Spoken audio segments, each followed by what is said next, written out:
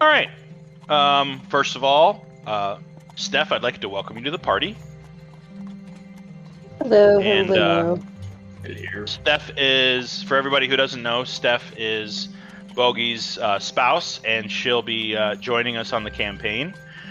It was sad to see that Rish didn't join us last week, but I think we gave him a proper and mysterious send-off. And looking forward to how this campaign unfolds with the rest of you in the party. He took his wardrobe with him, right? Yes, he did. Okay. Unfortunately, he had some banging outfits on that pony of his. Oh, I'm sure. So, where we left off, the Crown Collectors had embarked on a journey west to elicit the aid of a temple of sorts in which to cure poor Atgierr of his affliction, his curse.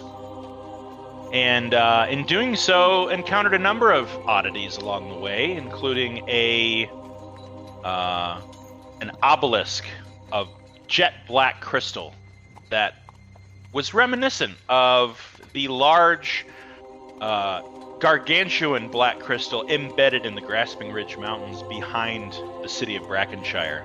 No explanation given, no knowledge gained, just an observation and an air of mystery.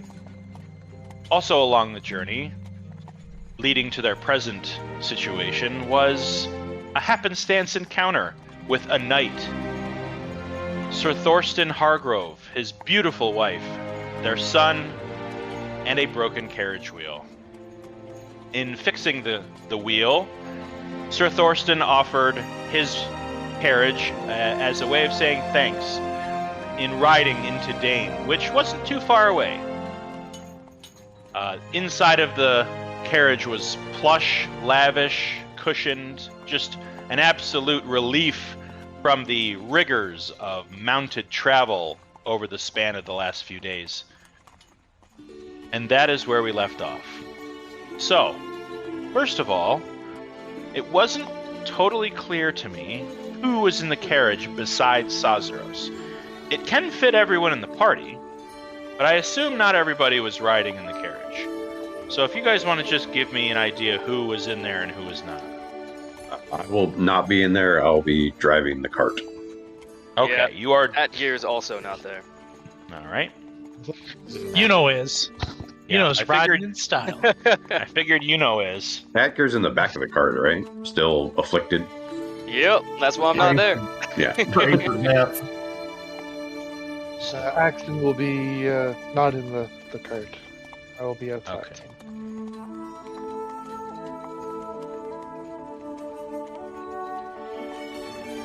Exton, Atgierr, Baranor. What about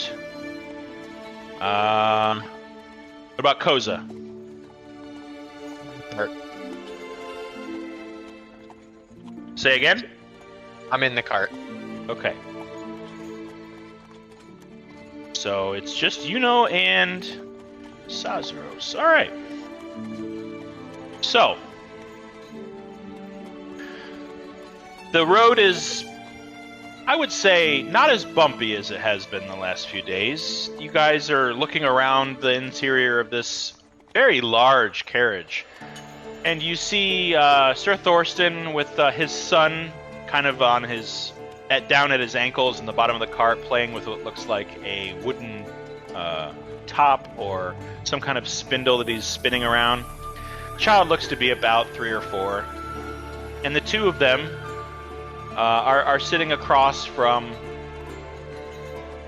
Yuno and Sazros.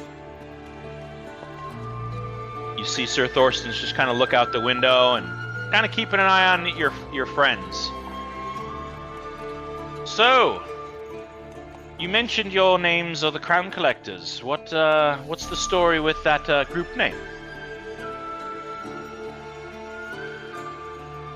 I think I will leave it to our my companion Yuno to explain. He'll be able to give a far better explanation than I can. we collect crowns? Like literal crowns. As in If you we hunt can find kings? Well, it depends. Depends on the kingdom. But crowns also means money, so we hunt money. Ah. So I was correct in assuming you were mercenaries. Well, mercenary has quite such a foul ring to it. Contractors. Sorry, I'm not in the carriage. Never mind. And yet it is so fitting a moniker, is it not? You hire yourselves, your sword, your mandolins, in service of others, much like myself. As a knight of the realm, I employ my services to the Duke of Dainne. He graciously compensates my family and I with everything we have, as is most of the knights within Dainne. So what brings you to the city, if I may be so bold?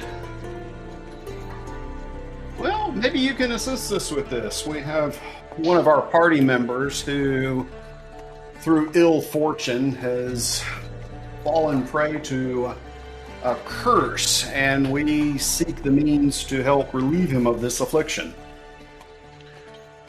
A curse. Aren't those... Isn't that a little antiquated?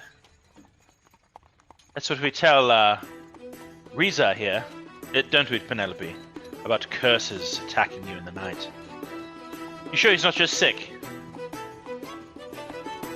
Oh, he's rather ill, too. So the services of a well-reputed healer would be of great benefit. Well, I can't speak to my own staff's abilities of healing past the fair broken bone or cut or scrape. If you're looking for spiritual healing of some affliction, as you say, you're going to want to find the Temple of Pelor. Center of town, just off the beaten path to the castle. I'd say about a quarter mile away from the Colosseum. That's your best bet. Thank you very much for the information. Of course. Thank you very much for aiding myself and Mort in getting our carriage underway. It would have been quite a journey on foot, what with a wife expecting and a young son to boot. Not to mention, Mort's knees couldn't handle the trip. And you just hear...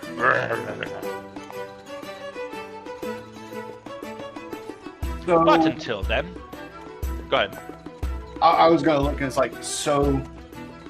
I'm sorry, but warm blood childbirthing is so fascinating to me. So the baby is born live, right? And the two of them just sort of look at each other and give a kind of a giggle.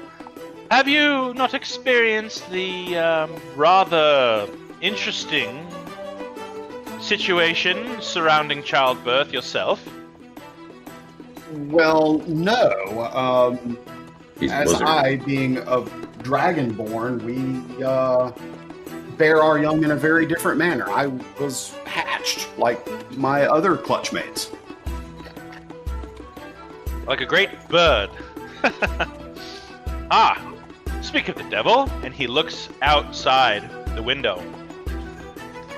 And you guys hear this really rhythmic flapping of wings. Not all around you, but definitely on either side of the cart. Axton, you being on horseback, and the fact that the trees are rather sparse here, as you guys are about, at this point, maybe 5 miles away from Dainne, you look up, and you see something you've never seen before. About maybe 30 to 50 feet in the air. Two of them. And let me see here. We'll go with this guy. Careening through the air.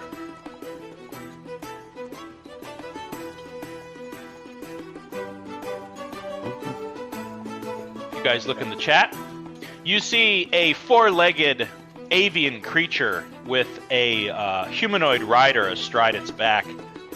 Two of them, in fact, holding spears, bows, swords, bearing the imperial colors and seal across a breastplate strapped to the griffin's chest. Two of these riders just sort of circle over you briefly before making their way further towards the city. Ah, it's the Griffin Riders. They're just keeping tabs, making sure that everything is on the up and up here.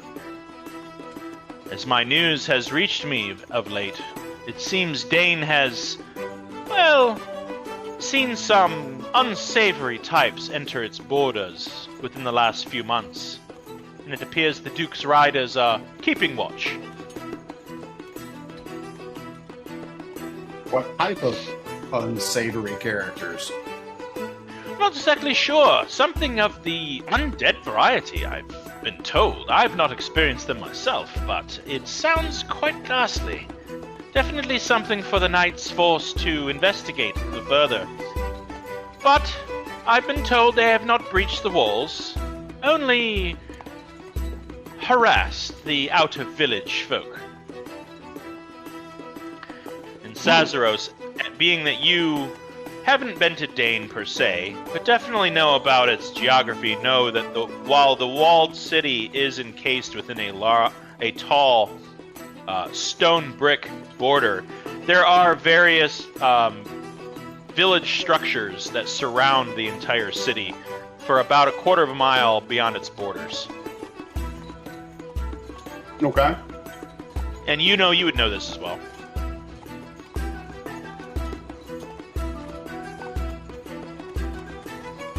Have there been any reports from any of the villagers of what these characters may be, other than just possibly undead? Well, reports are difficult to come by with the common folk. They aren't as readily available to bear witness to what they've seen, as they kind of keep to themselves. Understandably so. It is a close-knit community outside the walls. However, we do our best to keep them safe and to keep whatever unsavory types may harass them away. It just seems within the last couple of months, they've seen an increase in undead activity. Nothing too plague-like, but, here and there, someone sees a zombie or a walking skeleton, someone's attacked here, attacked there. They have their own police force, but we do our best to aid them as needed. Oh.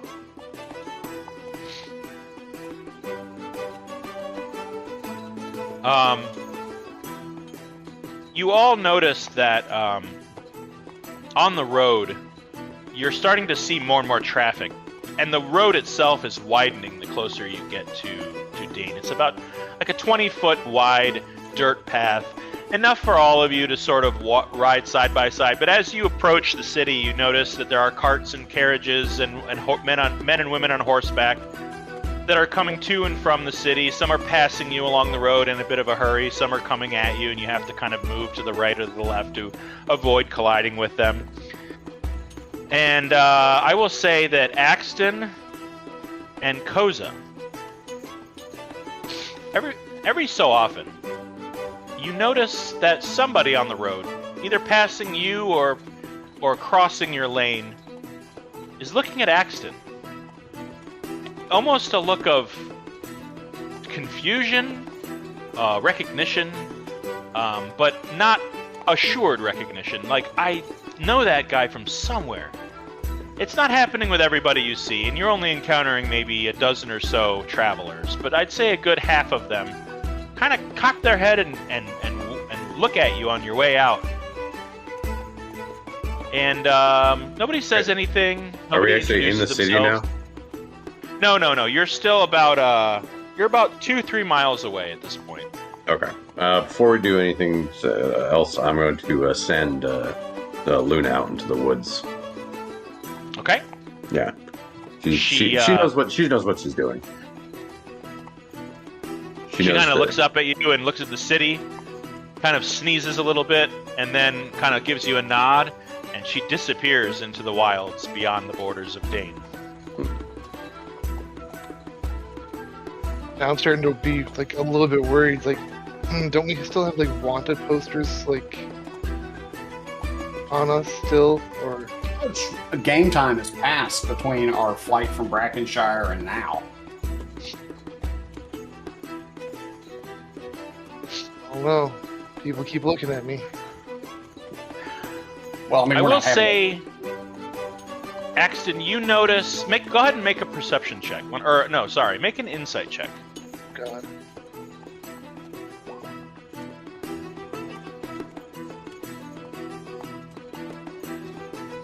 It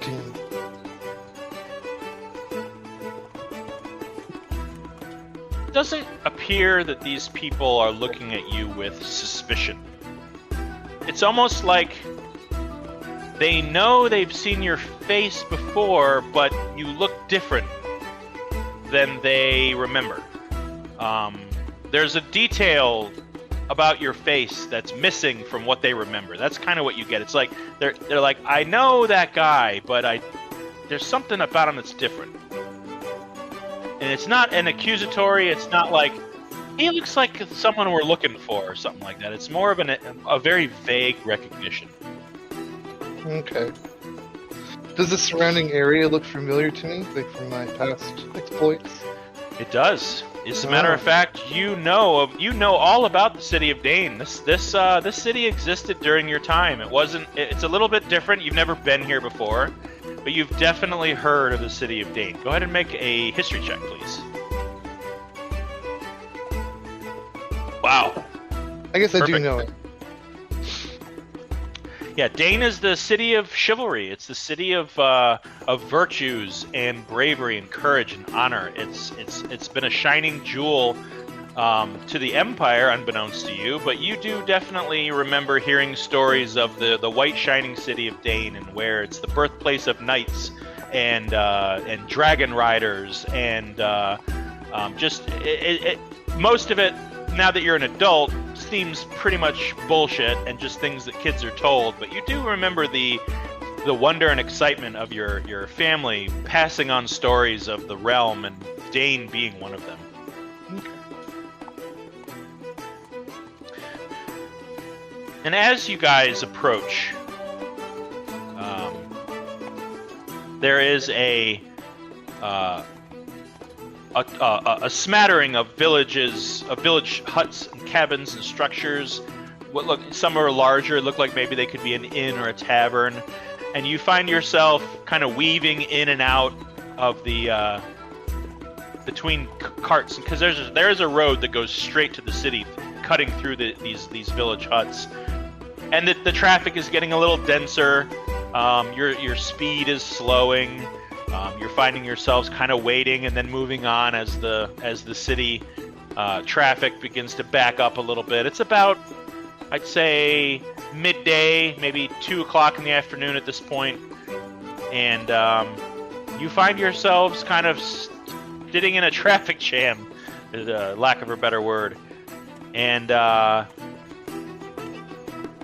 Axton, you're noticing people looking at you within the foot traffic of the surrounding villages, and they're just giving you that same weird look. I'm starting to feel a little bit uncomfortable. I'm not used to so much attention. I'll go ask somebody. It's like, do I know you guys? Like, why is it that everyone keeps looking at me? Go ahead and make a persuasion check. God, with advantage because I have my helmet. That's right. I thought we got rid of our doppelgang.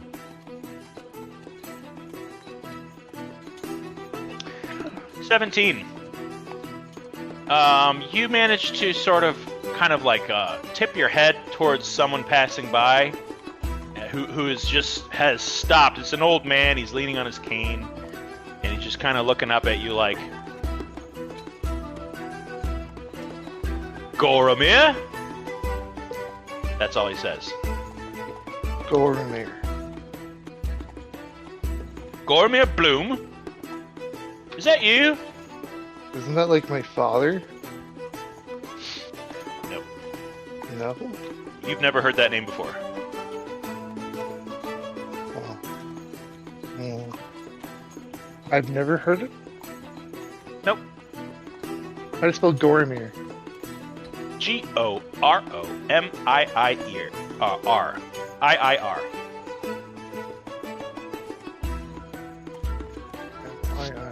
Okay, cool. I'm just gonna be racking my brain trying to think, who is this Gormir? Who's this Gormir?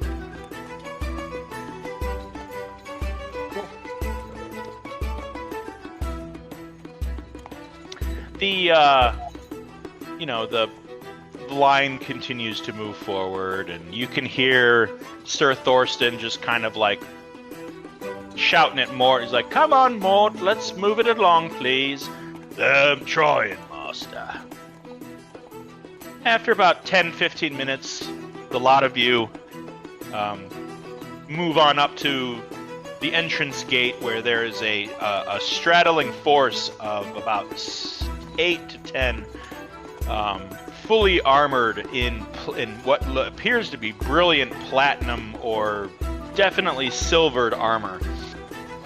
Full plate, huge spears, tower shields, and what appears to be an officer approaches the cabin and climbs aboard and kind of sticks his head in the sides. "Right, show us your seals."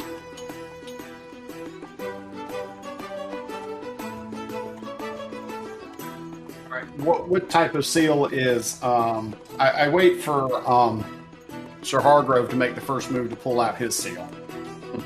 Yeah, you see him produce a gold seal from a pouch on the side of his seat, and he just kind of produces it, and it's a lot larger than your silver or bronze seals.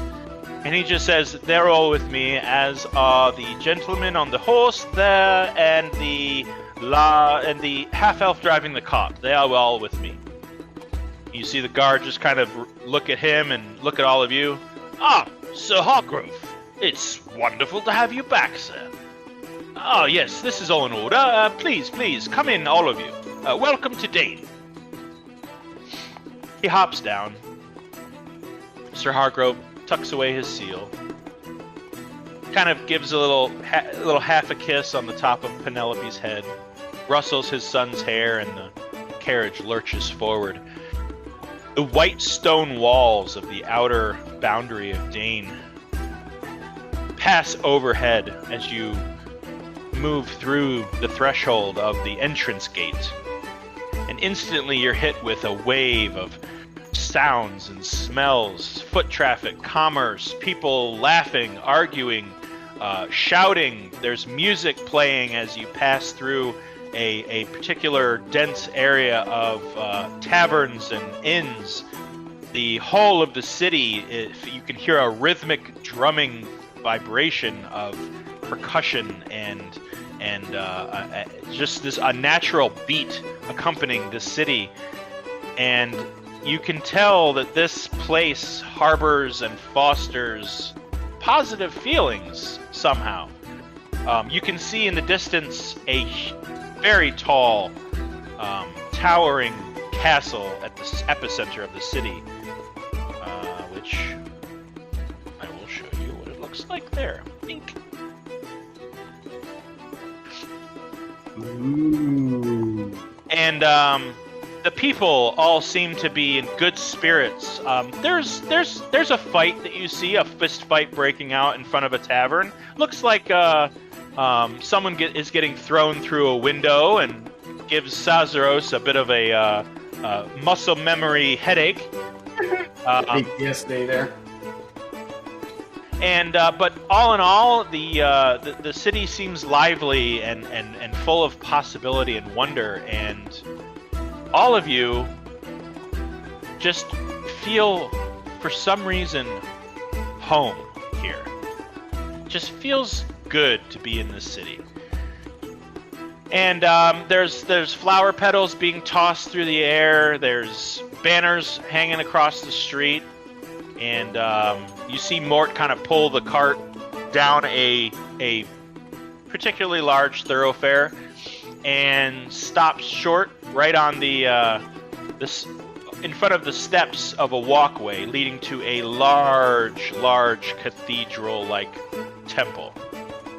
At which point, Sir Thorston just sort of pokes his head out the window and says, "Well, this here is the Temple of Pelor, and it seems to be this be the place that you'd be looking for to help your friend. But I urge you, once your business is concluded, please come to my estate. It's just on the other side of the thoroughfare here, down a little road. You can ask the guards for the boundary estate of the Hargrove family. They'll direct you there. Have dinner. Allow us to host you. It's the least I could do for your assistance on the road." Your generosity is most appreciated and welcome. "And your manners, brave Sazaros, are to be appreciated in a city such as this. I bid you all good day and good luck to you all." Thank you. That will the carriage. Okay. All right. Here we are at the temple. Here you are indeed. Is Atgierr awake, or is he still, like, unconscious? He's as awake as you can be with a horrendous stomach ache, a splitting migraine, flop sweat. I mean, he looks like he's dying, to be honest. Okay, well, in that case, I'm gonna, like, just, like, kind of hold him in my arms. Like, not over my shoulder, but, like, cradle him. Like fireman carry? Yeah. Okay. Yeah, he feels cold and clammy. His skin is sopping wet. He's sweating through his clothes. Let's get him inside.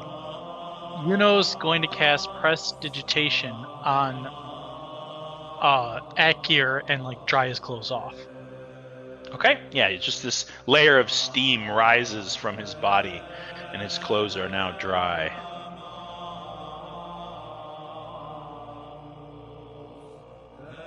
I think I've had too much to drink, Trey. The Goldstone Cathedral, built in service of the Dawn Father Pelor, towers over its surrounding structures. A mighty statue stands guard, straddling the walkway, leading to the temple's entrance.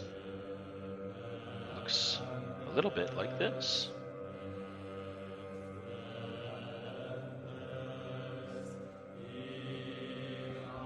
An immense golden armored figure with a gigantic burning brazier where its head should be holds watch with one hand on the head of a great battle maul, the other outstretched to the heavens above. The temple itself of Gothic style with immaculately carved stone buttresses supporting the sprawling main hall with a wide stained glass window depicting the face of the Dawn Father. A kindly, bearded humanoid wreathed in flame and radiant light. The tall double doors at the base of the main entrance sit sealed with a door knocker on either side of the threshold seam.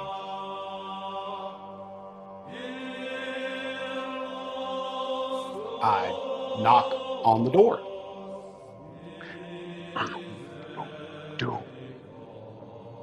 The impact of the door knockers, large, golden, reverberate throughout the tall double doors. And you stand there for about 30 seconds. The door seemingly knocks back as a large gear and wheel clunks and clanks out of place until what sounds like an immense internal tumbler unlocks with a heavy thunk. One of the doors lurches inward with a slow groan on its hinges. A golden glow blooms from the widening crack in the threshold as a small shadow cuts through the light in the form of a squat gnome in Pelorian clergy robes.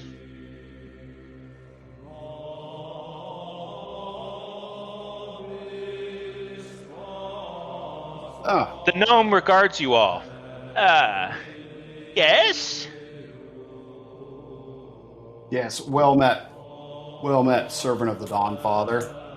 We have desperate need of healing services for our companion here. He kind of cranes his neck past you and looks at Koza holding a sallowed and sullen Atgierr in his arms. Oh, good heavens. Bring him inside. I am Deacon Wilfram Finnegund. Well met, Deacon. He kind of leads you into the internal chamber, the cathedral, or the sanctuary of the cathedral itself. It is vast, sprawling, high ceilings and deep walls. You see the stained glass window you saw from outside, but now from the inside, as the light from the sun just bounces off of the white stone in this chamber, lighting everything up. There are huge braziers on either side of the central aisle up on the ceiling, and the entire room is just bathed in golden light. I'm afraid there are no clerics here. The whole of the healing force are either up north at a retreat or at the Sullied Tower dealing with an outbreak of stone shingles. In the meantime, would you allow me to examine him? Perhaps I could offer some assistance? By all means. Okay. Table I can lay him on. Yeah, you guys are kind of walking further into the structure. There are a few people dotted throughout the worship area. Some are bent and bowed in silent worship. Some are craned around in their seats to see what the commotion has disturbed the quiet within the temple. And there are a number of friars in white robes pushing brooms, dusting furniture, and straightening books on shelves, amongst other mundane tasks within the church. Deacon Wilfram guides you to a small room off the main congregation sanctuary, where there are several tables and cots, some with old dried bloodstains on the canvas beds. I'll just lay Atgierr on one of the beds. Atgierr, your body is racked with pain. You are kind of in a critical moment. You can feel. You've never felt death approach so quickly and so assuredly. I need you to make a wisdom saving throw.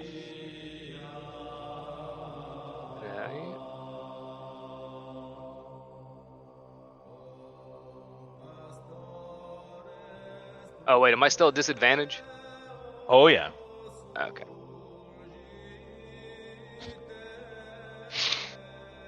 Hey. 16. Well, at this point, your hands find the bag of holding, or at least the direction that they are, and you desperately need to get that thing back. There is a will at work here that is beyond your control.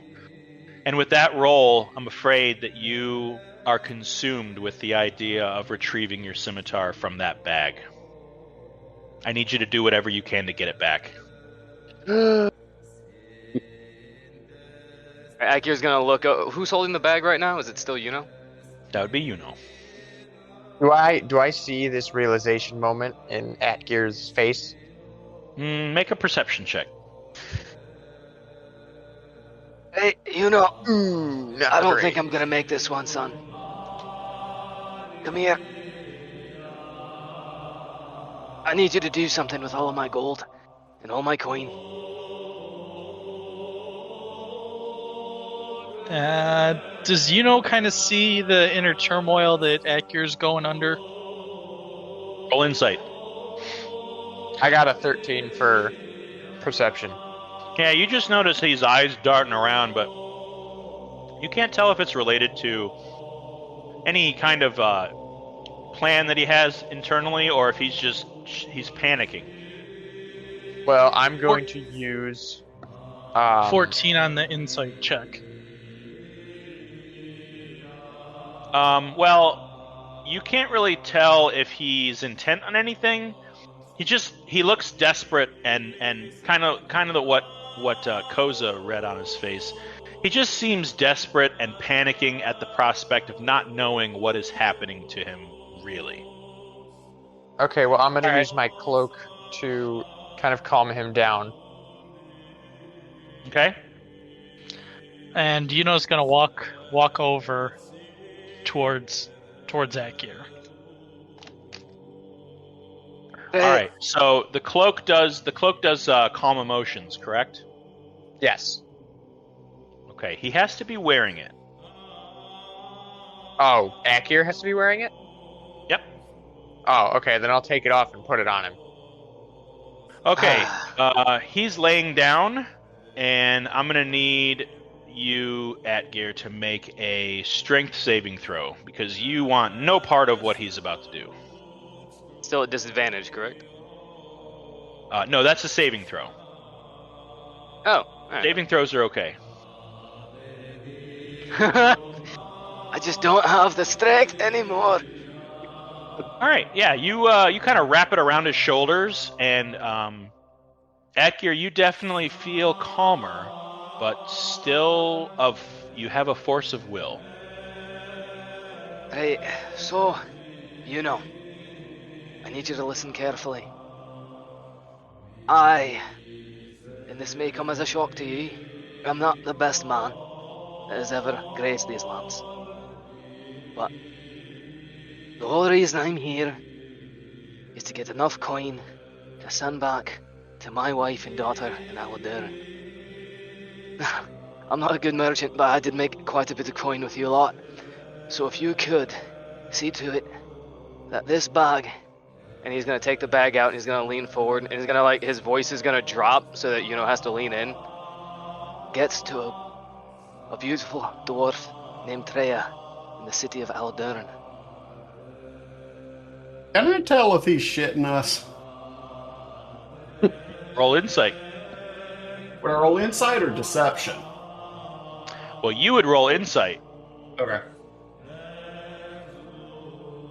25. It's all accurate.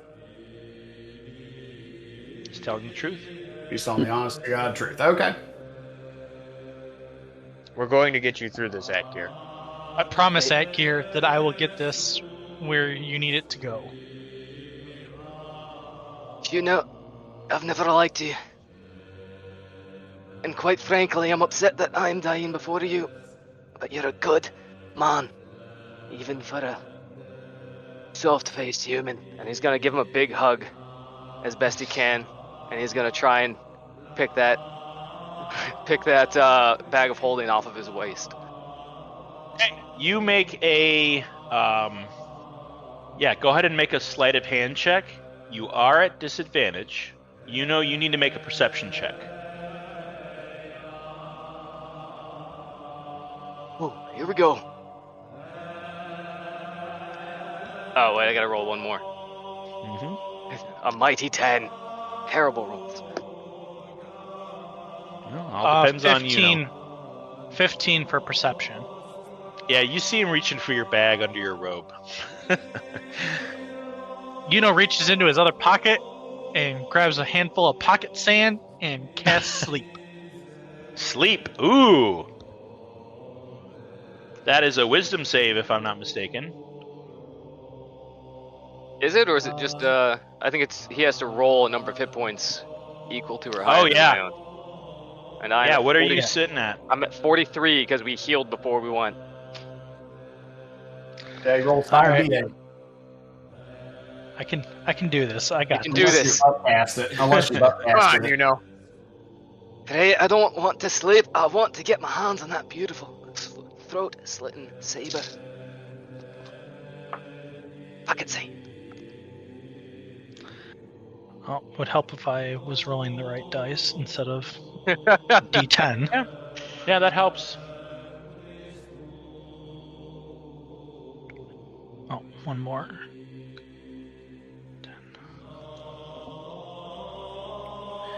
10 plus 16, 26 plus 5. 34. So close. Not quite enough.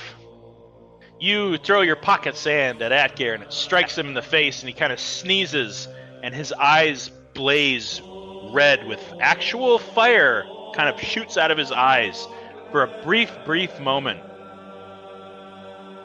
Atgier's just gonna grapple him and try and wrestle the bag away from him. Let's do some contested strength checks. You know, it's just gonna misty step out of the way. Oh no!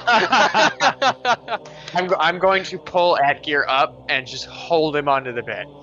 Yeah, Atgierr at this point, he begins thrashing, knocking over candlesticks, requiring someone to hold him down. Cozy, you kind of got him by the shoulders.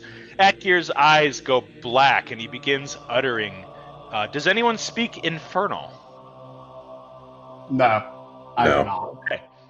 You hear him uttering this deep speech that none of you have ever heard. Certainly never heard him utter.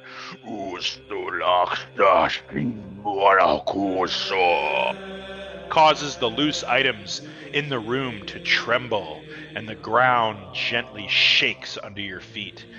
Deacon Wilfram finally returns, bringing a thurible, which is one of those dangling chained cages filled with sweet, spicy, smoking substance. He wafts the thurible over Atgier's body and begins reciting a few passages from a thick, dusty tome in his hand. As the smoke drifts down over Atgier's head, the dwarf's eyes snap shut and he begins convulsing. As the gnome traces a few shapes in the air with his fingers, his own eyes briefly flash yellow and he gasps as he falls back onto his chair. By the Dawn Father, this is no mere curse. This is a haunting, a nearly completed demonic possession. We must take him below to our ritual circle at once. And This is going to cost extra. he quickly leads you out of the room.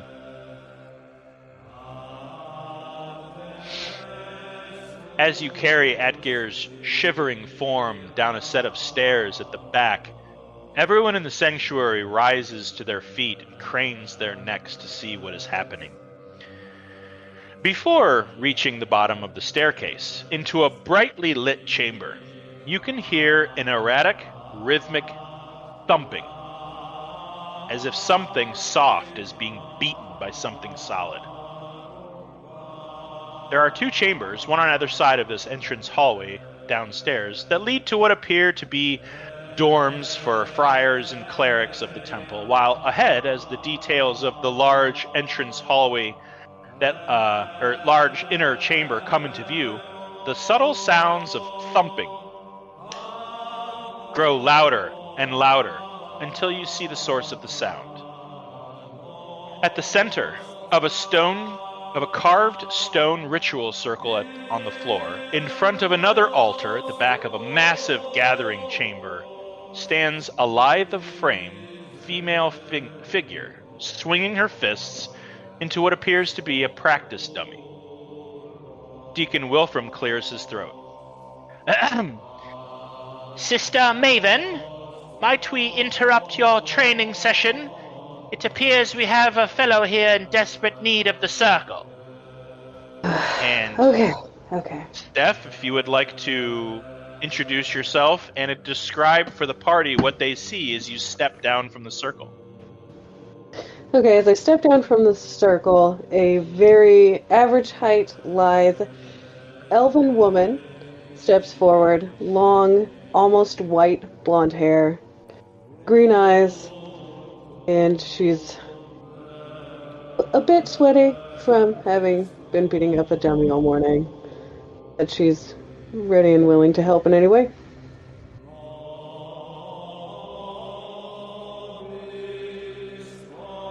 Ah, yes. Bring him to the circle. Now. Place him here, and he gestures for the very center of the circle.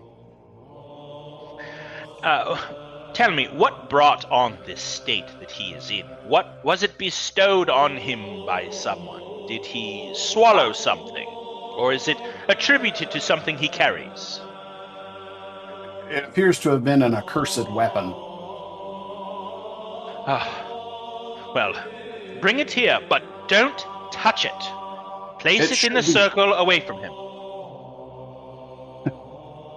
All right, I guess we just open up the contents of that bag, make sure that it's still bound up. Bell reaches in with mage hand so he doesn't actually have to touch it, and pulls it out of the bag. Okay. So, as you lift the linen-wrapped weapon, it is oozing with smoke, and this thick, black, oily substance gathers at the bottom and drips down. It seems it's been evolving or changing in some way during its time in its exile. You place it on the ground and with your mage hand unwrap the linen that was holding it from being seen, and now, having not really seen it since you placed it in the bag, you notice it has changed quite a bit. It is jagged and just gnarly looking. It's got little hooks and little spikes that have protruded from it. You see Maven, the elven monk, begins pacing back and forth on the outset of the circle, keeping an eye on all of you and the scene in general, as Wilfram mans the podium behind the altar, kind of pulls a chain just next to him against the wall, and you see several friars descend from the stairs and just sort of surround the circle. And they all begin slowly chanting while Wilfram lights the candles atop the altar and begins continuing his spell semantic hand movements. Observing Atgier's reactions to the ritual, and they are severe. Every word that is uttered after the last, Atgierr, you feel a tensing in your muscles and a retching in your gut, as if you're being pulled in different directions and crushed into a tiny diamond at the same time. You can feel across your skin gashes being opened and closed. It is a hellish, torturous experience. Wilfram feverishly flips the pages of his book until stopping on a section that sends his face as white as a ghost as he reads it. Impossible. It can't be. And you just see him just reading and not completely understanding what he's looking at. What is it, Reverend Deacon? This is all very unnecessary. I just need it to take the edge off. Just one little murder. It can't be. It is the sanguine dread, the arm of Belial, steeped in smoke and blood. He is Balak, the vampiric shadow demon. Awesome. As Wilfram's ritual reaches something of a crescendo, he begins shaking violently as his eyes start bleeding. After a few moments, his mouth, his ears, his nose all begin gushing blood that streaks across the floor and rushes into the exposed blade as a deep, bellowing hallow rumbles, shaking the very ground, knocking glasses off of tables and shelves. Several friars stumble down the steps to see what's causing the noise, just as a gout of smoke erupts from the scimitar and engulfs Atgierr in utter darkness. Deacon Wilfram continues spewing blood onto the floor until his skin goes pale and he collapses onto the ground, a cackling laughter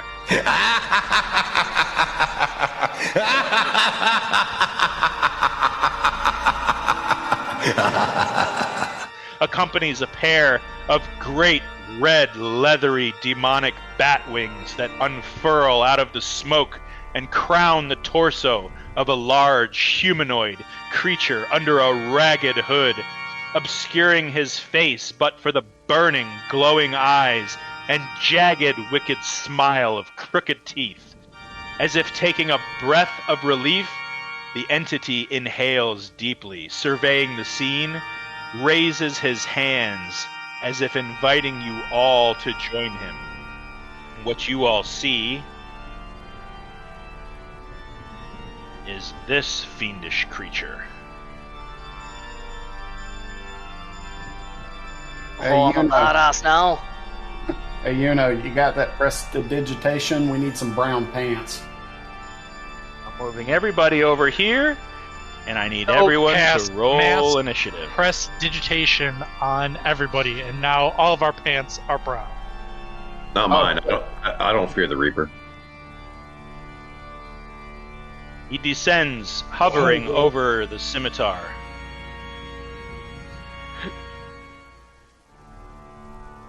So if you all want to place your minis and then roll your initiative, let me clear the queue here. Where would I be for this? Where's Atgierr? You go ahead and roll, and I'll tell you what you get to do. Oh, it's going to be awesome. I guess I'll just put my little token over here so I can roll initiative. Oh, what'd I get? Terrible. Woohoo! The DM rolls a natural 20 on initiative. Ain't that about a bitch? In any of my readings or travels or anything, have I heard anything about this demon Balak? Go ahead and make a religion check.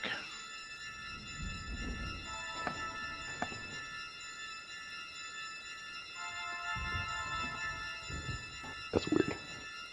That'd be a negative. It was just an 8. No, you get the feeling just by looking at this entity as its wings slowly, they're not flapping, they're kind of floating up and down, and smoke is just wafting off of this creature's upper section. Its eyes scanning each of you, and you can feel the reverberations of just this hate-filled, menacing, necrotic energy just wafting off this creature. That it is some kind of fiend of some kind. But you've never heard of Balak, the Sanguine Dread before. It's not letting me click on my character to move it. Interact Yeah, with like it her. won't let me interact with it at all. Okay, let me see something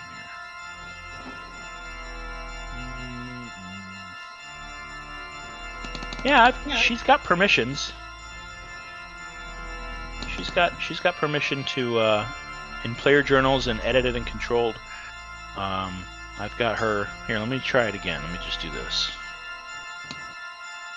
Refresh.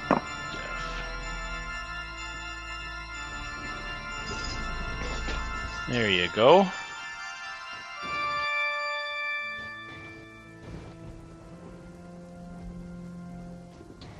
So I've only got 4 people in the turn order. I need Koza, Atgierr. I need everybody else to go ahead and add a turn to their turn order. It doesn't allow me to add it. My number's in there. Oh, okay. What'd you get? 15. Okay. Are they helping you at all? No. They hear you. Yeah. They need to make sure the permissions are on and everything, and it's just not going. Okay, well, for now, I can put it where you'd like. You can, if you want to click the push and hold the screen. See how I'm doing that? And I make a little circle. Push and hold the screen. Okay. If you push and hold the screen anywhere, it'll give you like a little indicator on where you want things to go, and I can place it for you for now, and we can fix that later. Okay. Yeah, I don't know. Sorry. It's okay. So Atgierr's on there. I need Koza, I need Baranor, and I will add a turn for Maven. What did you guys get for initiative? Like Barry got a 24 as well. Yeah. Okay. Pretty good. And Maven, what did Maven get? 6. A 6? Yes. Okay. I got an 18. It won't let me do my turn. All right, that should be everybody. So, the bottom of this temple is filled with smoke and haze. It smells of sulfur and fire and burnt wood and burnt flesh and decay. There's a strange ethereal energy rippling through the air in this space.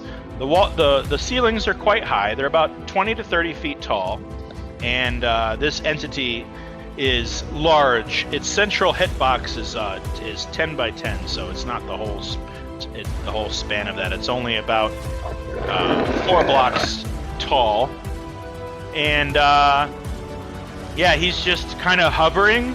And as he extends his hand towards one of you, Baranor, you see an opening to act. So go ahead and take your action.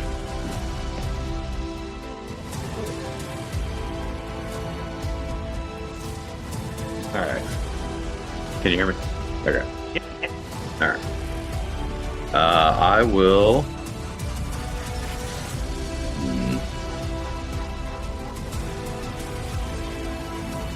How far away am I guess I'm just gonna roll an attack at it. I think I'm in a good position so far right now. Let's do a longbow. Wow. Nice. Wow. Pew, pew, pew, pew, pew. Yeah, that'll work. That'll definitely hit. The first attack is 16 damage. And I get my second attack. Not so good. that almost. Not as good. Nope. Yeah. That does not hit. Yep. Okay. And then... I'm going to move myself behind this wall back here. You are hidden. You have full cover. As long as you don't poke your head out, you have full cover. Yep. All right. Is that going to end your turn? That will end my turn. All right. Sazaros, you see this creature reaching out towards you. And just before this swirling black smoke vein-like energy swirls around his arm and exits towards you, you also see an opportunity to do something. Okay.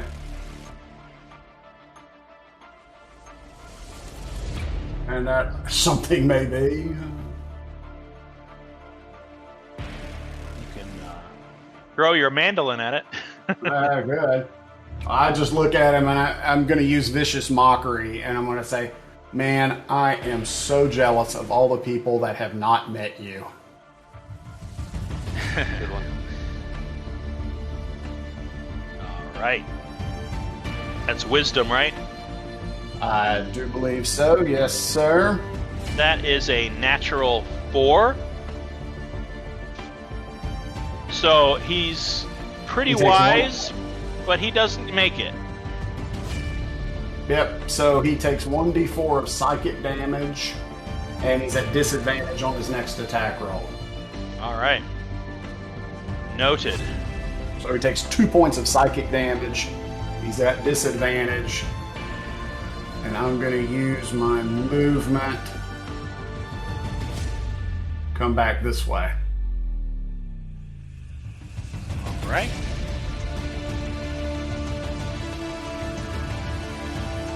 Yeah, you kind of fingering the strings on your mandolin, you kind of weave this insult at him, which actually you feel it makes purchase. He takes offense at it. He seems like he's not so maniacal as to not be affected by your cutting words, and he grunts and growls, and as you scoot away, he just his eyes sort of flash red for a moment. He seems to be very angered by that. He's going to move right over here next to all of you. Oh no.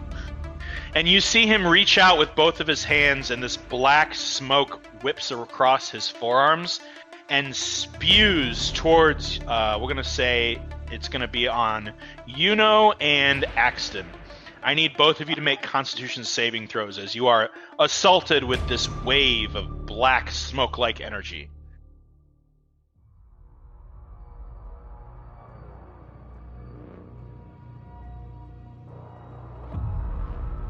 $15, that saves.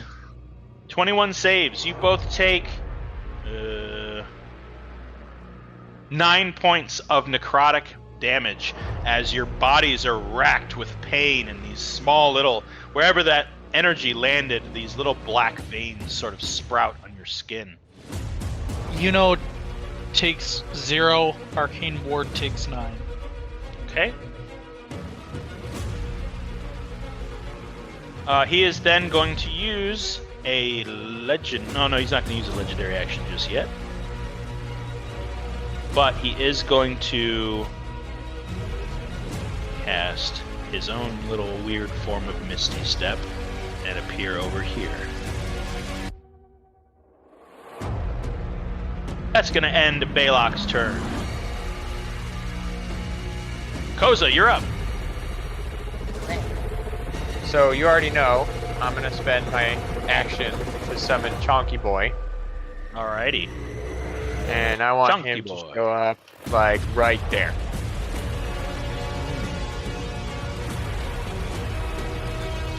This is supposed to be Luna, but we're going to use Chonky Boy. We're going to use this for Chonky Boy, and I'll make another mini. That's fine. There you go. You can borrow it Alright. first. I am going to move. 1 second. I get the ruler out. About here. And cast Thorn Whip on Balok. Alright. You're within 5 feet of that burning scimitar. Regular pass. As you enter its space, I need you to make a wisdom saving throw. Alright. That shouldn't be too bad. Famous last words. Okay. Your meat is just on 3. Ooh. Okay. 18. 18. You're fine. You're fine. Alright. Now I'm gonna cast Thorn Whip on Balok. Okay. That is I believe that's only like a 14 to hit. Yeah, 14 does that's not hit. That's a 14 to hit. That's a miss. Okay. It's a swing and a miss. Would it be possible to move Chonky Boy on in the same turn, or? Yeah. That's fine. Okay. Well then, I want him to go like right here. All right, that'll end my turn. Alright. You know you're up with Axton on deck.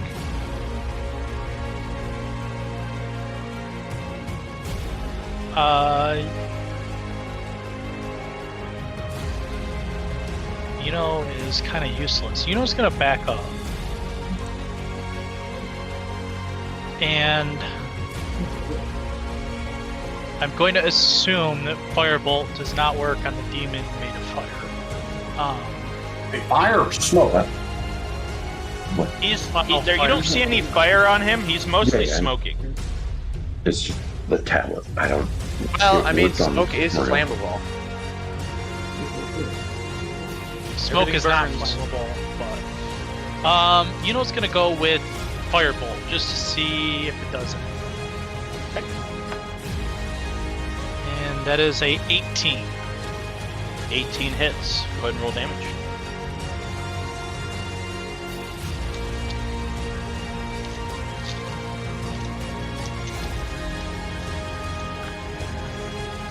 $15.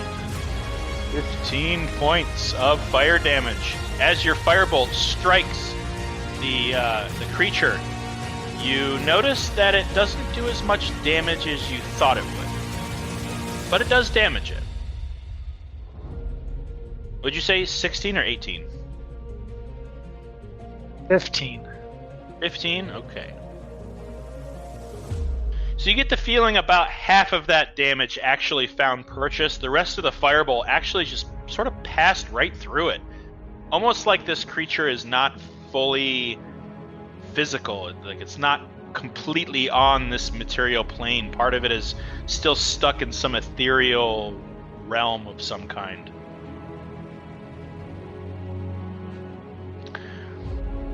All right. Anything else? Nope, Mino's done. All right. Axton, you are up. Maven, you are after him.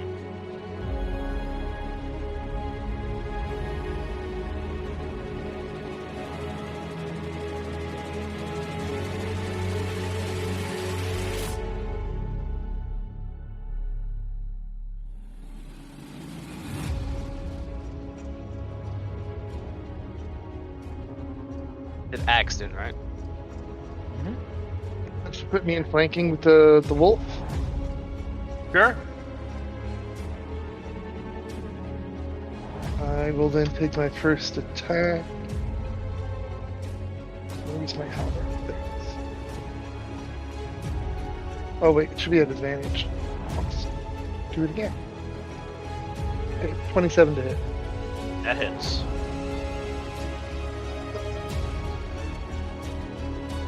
13 slashing damage. Okay. I know it's probably not going to work. Actually, I'll try the trip attack. No effect. Your That's right. halberd slips completely underneath his. He doesn't have any legs. He's floating on a genie-like plume of smoke.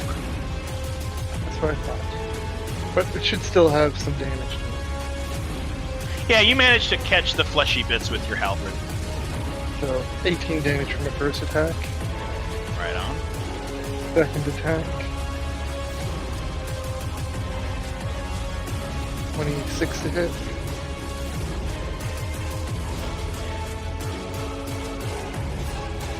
Yep, that hits. 8. And I will do my menacing strike. 1 damage and see if he can possibly be feared of me.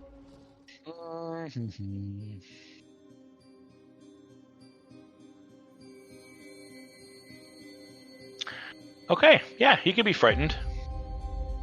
Surprisingly, even though he's super scary. But that's a natural 19 Yeah, so that's plus wisdom, right? Yeah, it's wisdom. Dirty 20. Cool. I will then use my action surge All right. and attack again. I'll click the advantage button. I'm pretty sure 12 does not hit. Your halberd passes harmlessly through his form. And my last attack, 24 to hit. Yeah, that hits. And I will again making it menacing. 12 damage in total.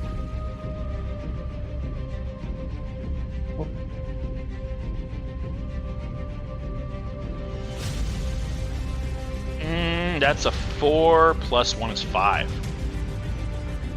So that's 3 of your die used up, but he is frightened.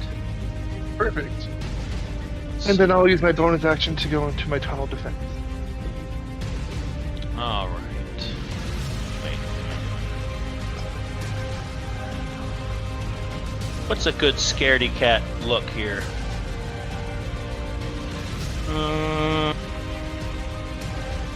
What does it do? He has to all of his attacks against you are at disadvantage or anybody. I'll look up fear for you, but I'm pretty sure as long as that within his sight, all attacks he makes are at disadvantage. Against you? No, everyone. Okay. And he can no longer move towards. We'll say he's a scared.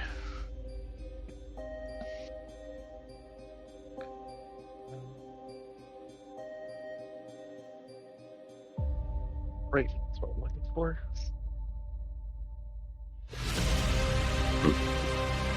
Anyway, Maven, you're up. Okay. So we have figured out that it's my tablet that's the problem. Oh, My cool. computer screen broke, so Bummer. we're going to share a computer. No. Aw. Isn't that just too sweet? Well, you tell me where you'd like your character to be, and I'll put her there. No, we can move it on mine. Yeah. Oh, right on. 2 browser windows open. It's a whole thing. Cool. So I'm within 30 feet. So what I'm going to do is I'm going to do a radiant sunbolt. Cool. You have to move your character. How do I move it? Click on there. Mhm. Yep. I'm within 30 feet. Huh? So I'm within 30 feet though. Oh, the range is 30 feet. Yeah. Okay. Never mind. I don't know what I'm doing, sir. Okay. So I'm going to do a radiant sunbolt attack. I haven't really figured out how to use the controls yet, so I'm just rolling by myself. That's cool. 22. 22 hits. And that is going to be 10 damage. 10 damage. Mm-hmm. Actually, go ahead and describe your radiant bolt. What actions do you make to let this I'm loose? gonna pull out my symbol of Pelor and hold it in front of me, and a burst of radiant energy is going to come forth from me. All right, as this ray of shining light illuminates the whole room briefly and impacts on this creature's body, you notice that it reacts extremely violently and adversely to this attack. Actually, kind of, its wings kind of curl in briefly as it tries to protect itself. You notice that it did a little more damage than you expected that it would. So 10 For my becomes second 20. attack, for the second attack, I'm just going to do the same thing, Okay. and that is 18 to hit 18 hits. and 9 damage. 9 becomes 18 as again you push forward with this fiery radiant energy. It just burns straight through this creature, and again he recoils, and you hear him, his mouth kind of agape with these jagged, chattering teeth. He did not enjoy that at all. Hmm. You gonna move around? Yeah, I'm definitely going to move. Okay. Wait. Well, you do that, and Atgierr, you are next. Atgierr, you wake up in the middle of all of this. Your eyes are burning, crusted over with this sludgy material that's streaking down your face. You look down and you find your eyes are bleeding. You get up and you see Koza next to you, but Koza looks strange. Uh-oh. Koza has, from your perspective, he's growing horns and little spikes out of his head, and his skin is erupting with tiny little thrashing veins and tentacles all over his body, and he just looks completely corrupted. You must put him out of his misery. Oh, shit. Oh, no. Please don't. So you can use half your movement to get up, or swing at him from where you're at. It's up to you. Half movement to get up. And does he know I'm there by chance? Oh yeah, he put you there. Fantastic. So it's basically just gonna be poor little Atgierr. Like, hey, it's for your own good, lad. And I am going to pop out that dagger and start swinging. Oh, no. Actually, is that giant flaming sword within reach? You are, yeah, you're 5 feet from it. Oh, no.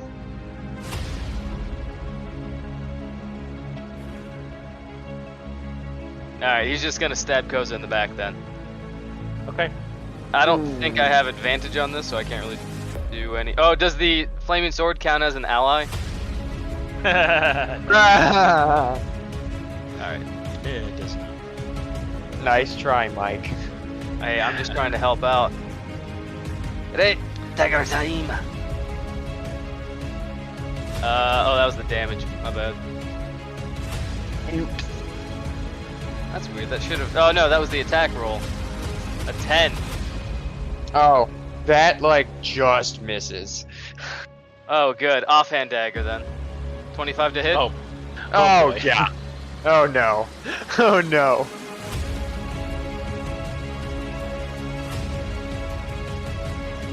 So 4 damage. Great. Any Atgierr. status conditions I should know about? I don't think so. Yeah, freaking hurt. It hurt like hell, man. Atgierr, on the end of your turn, you go ahead and make a wisdom save. Am I still at disadvantage for things, or? Yes, you are. You're exhausted. Nope. Powerful 8. Yeah. You stabbed him in the back, but the tentacles on his body just keep growing. And now that you've got a moment to like look around, you notice that the same affliction is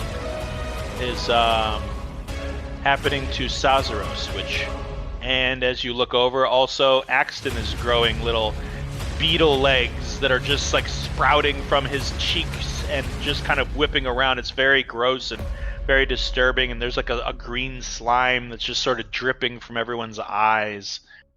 It all looks so terrible, and the only cure that you can think of is to kill them and put them down. Well, hammers and nails. I've doomed you all.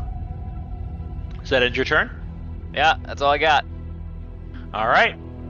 Top of the round, back around to Baranor. All right, I'm gonna move around this corner and take 2 more longbow shots. All right. That's a miss. Yep, that misses. And that. That one hits. All right. 8. 8 piercing. Got it. And I will again duck behind the wall with the rest of my All right. movement. And what is it? That's it. Yeah. And because I was absent-minded and forgot about it, even though I mentioned earlier, Balok is going to use one of his legendary actions. Oh boy. He kind of wafts over to just above the dagger, which I do not believe triggers your attack of opportunity because he's not moving outside of your melee range. Because of tunnel fighting, whenever he was more than 5 feet. Well, actually, he was right here. That's right. So he was right there. So he moves. That's 10 feet. Yeah, go ahead. Take a swing.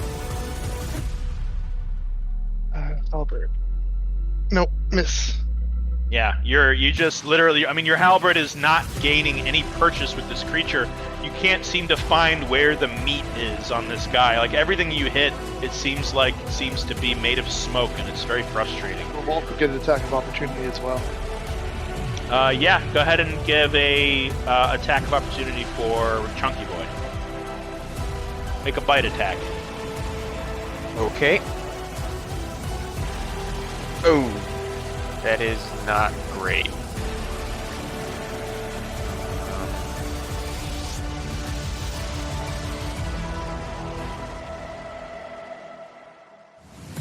That's a 10.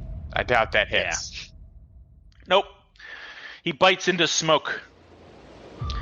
So the creature moves over above the dagger and starts to gather.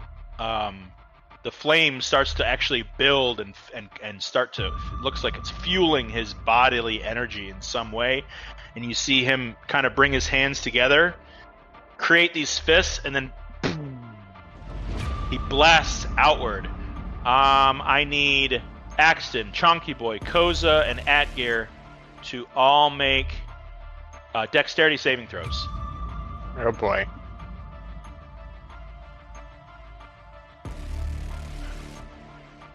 Fail. Oh! Dex save for I rolled a Chunky Boy nat and 20. Koza. I rolled Okay. a nat 20 for Koza. And then Chonky Boy. Oh boy. I rolled a 7. Okay. So Chonky Boy, he kind of flips out of the way. He backs up a couple feet, not enough to move out of his square.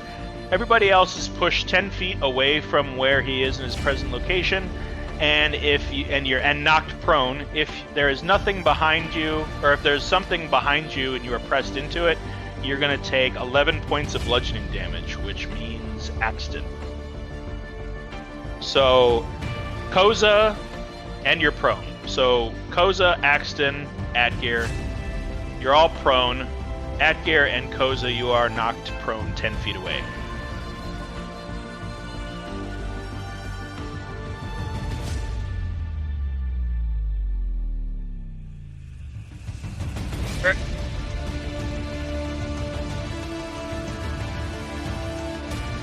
All right.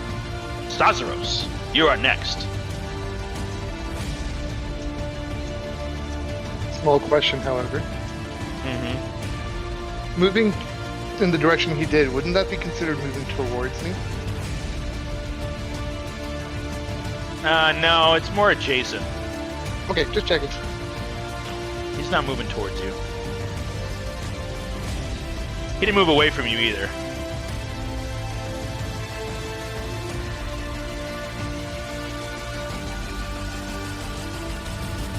You're up, Sazaros.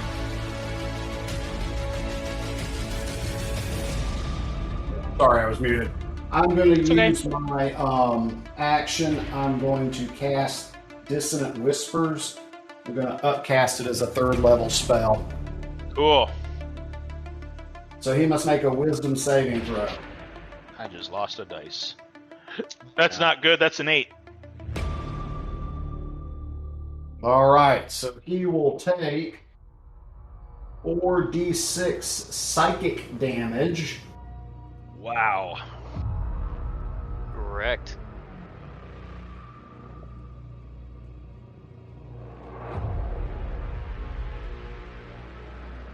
So 11 points of psychic damage.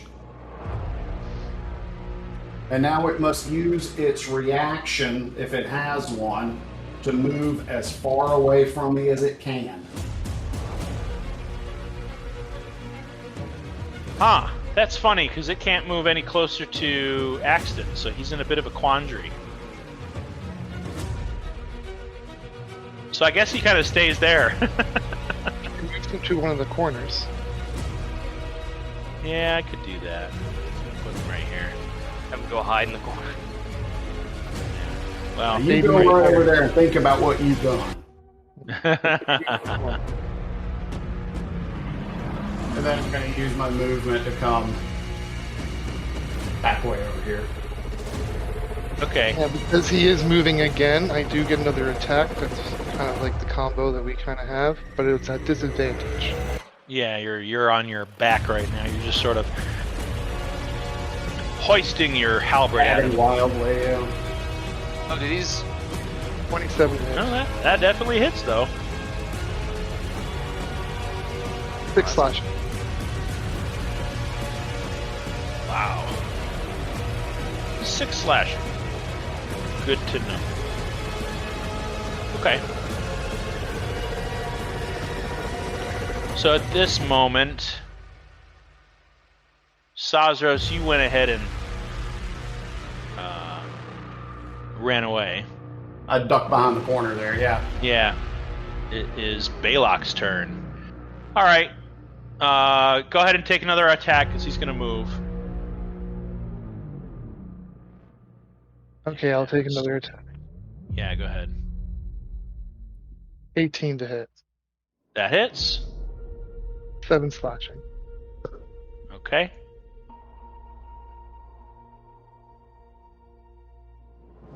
Alright. He is going to come right to the front here, and he is really sick and tired of the two of you. and you see him kind of his eyes burn red, and he disappears under the ground, and then immediately erupts with this fiery explosion. It's going to center right here. So that means all three of you, I need you to make dexterity saving throws.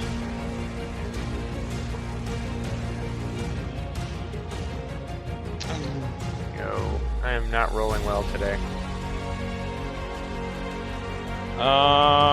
That's a 5. That's not you. No, you and Atgierr are fine. He's centered it right here. Okay, that's Oh, okay. 16. 16. Also Well- 16. Okay, Well- a success takes 6. A failure takes 13. 12 is a fail. What did you get, Koza? Not Koza. What did you get, Baranor? 16. 16. That's a pass. And what'd you get? 16. We Okay. literally just went through this. Sorry, Yeah. I was looking at something else. So Corey, I think that your first roll was a 12, right? that is correct. It was a 12. Yeah, you take 11 or 11? 13. Everybody else, you take 13. Everybody else takes 6. Okay. And just this eruption of fire around you, King which Ward is actually down. blows out most of the candles around him. He now has dim light. He is in dim light, so he's going to take the hide action as a bonus, and that's going to end his turn. Koza, you're up. You are prone. You are directly behind this creature. Okay, so I am going to use half my movement to stand up. Hang on. And then the other half is sit Stand around. up. And the other half stand up. No, I'm just kidding. And my action to cast Moonbeam, centered right here. Okay. What And kind of he damage has does that to- give off? Radiant. Okay. And he has to make, I believe, a Constitution saving throw, but let me check. Yep, I need a Constitution saving throw. That's a 12. That does not pass. And he takes 2d10 radiant damage. All right. You're going to double that. Okay. That is 18 points of damage. Is that doubled? No, that's already doubled. Okay, 18. That's That's total. huge, though. Huge. Huge. All right, good to know. Yeah, you guys are starting to notice that this creature's incorporeal shape is starting to, slowly blink and phase in and out of reality, as it appears it's taking some damage. And he'll continue to take damage as long as he stays there. All right.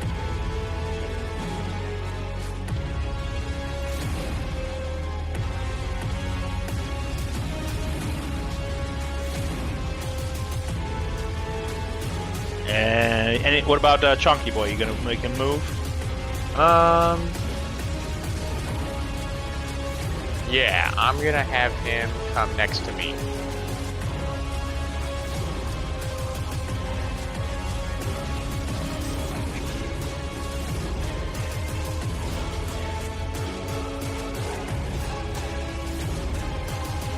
Alright.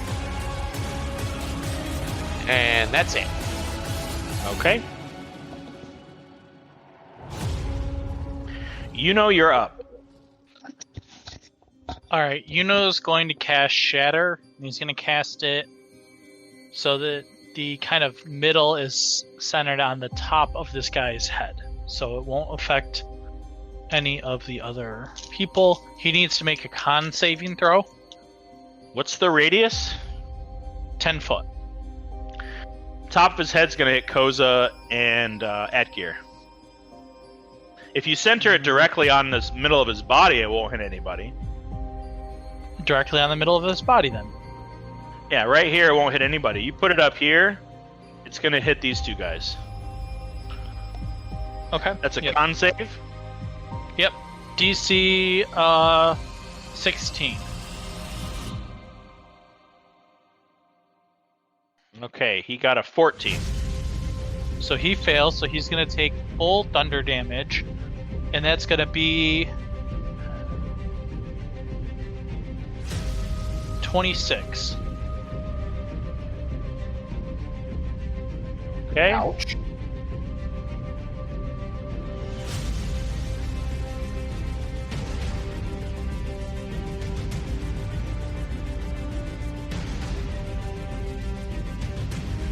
Yeah, that's pretty bad. Then, as a bonus action, I am going to Misty Step.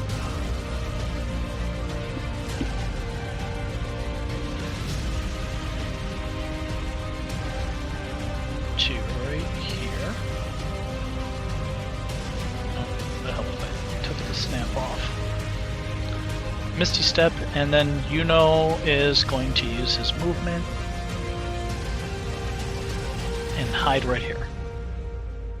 Okay. Like a little girl. A smart little girl.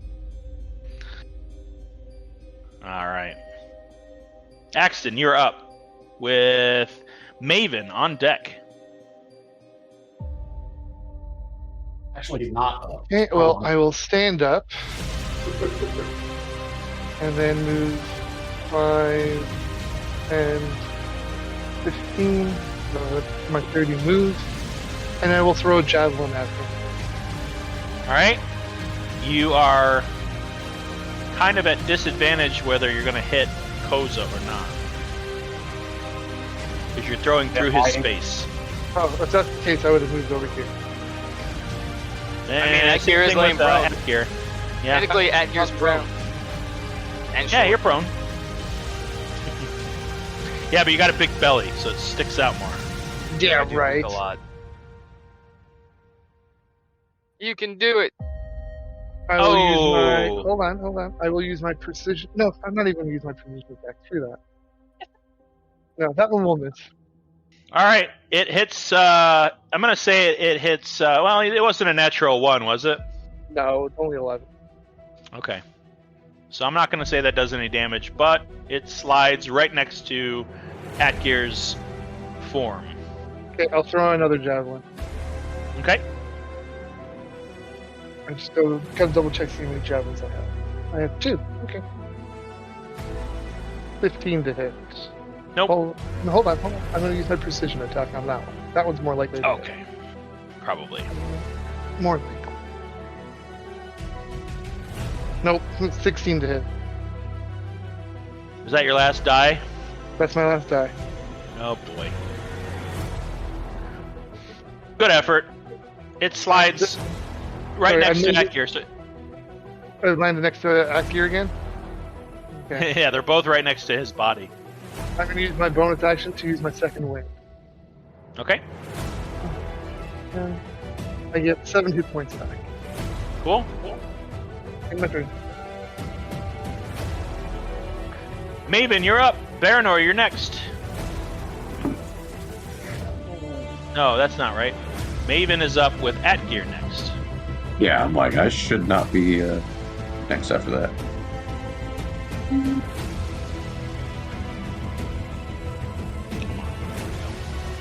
Which is my corner. Oh, sorry.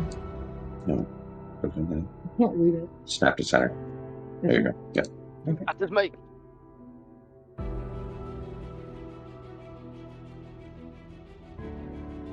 What are you trying to do? I'm just gonna move these.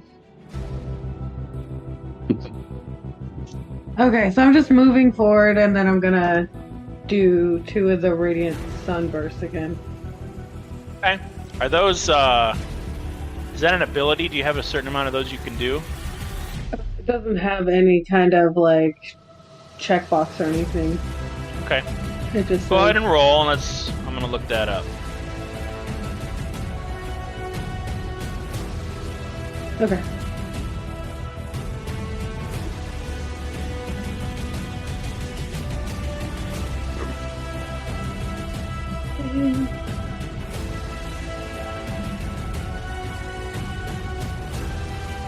$25. Yeah, that definitely hits. 11 points of damage.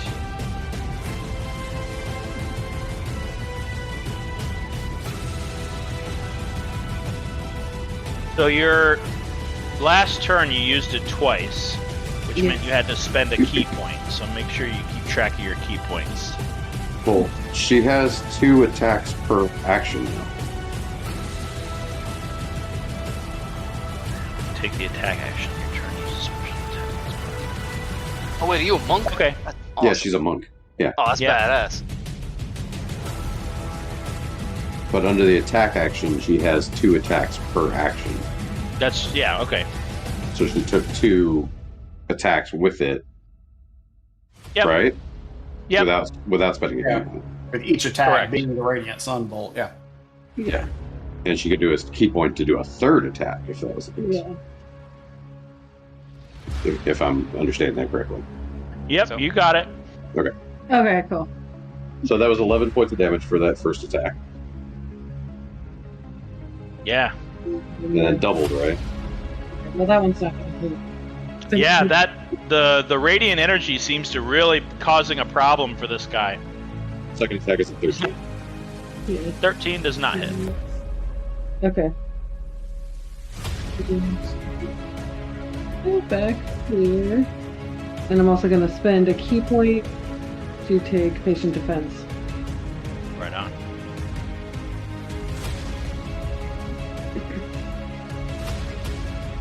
All right. Atgierr, you're up. Hey.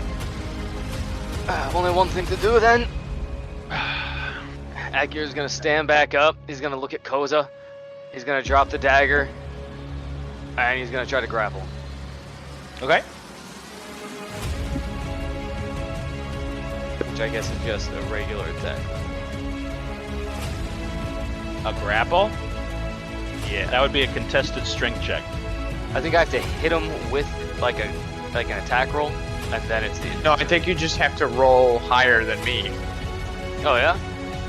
Oh, Yeah. make a grapple check instead of an attack roll. All right. Strength athletics. Hold on. You may be right. Yeah, I just pulled it up.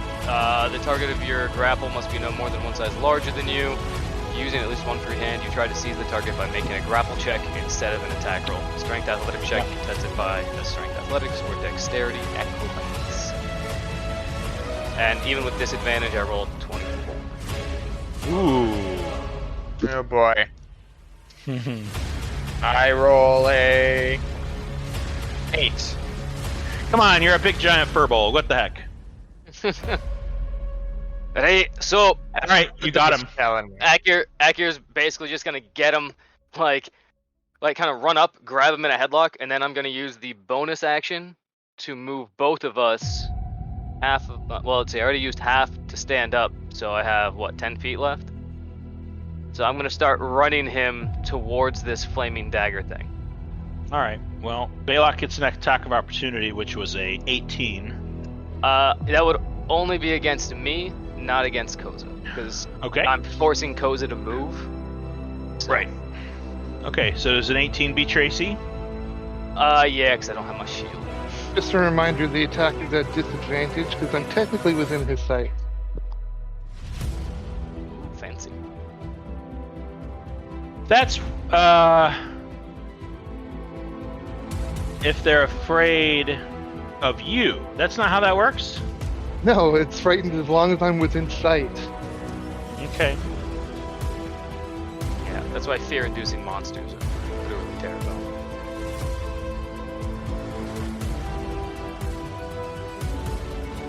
Oh, that one was 1 point better. But Yeah, we'll take the 18. That's still a hit. Okay.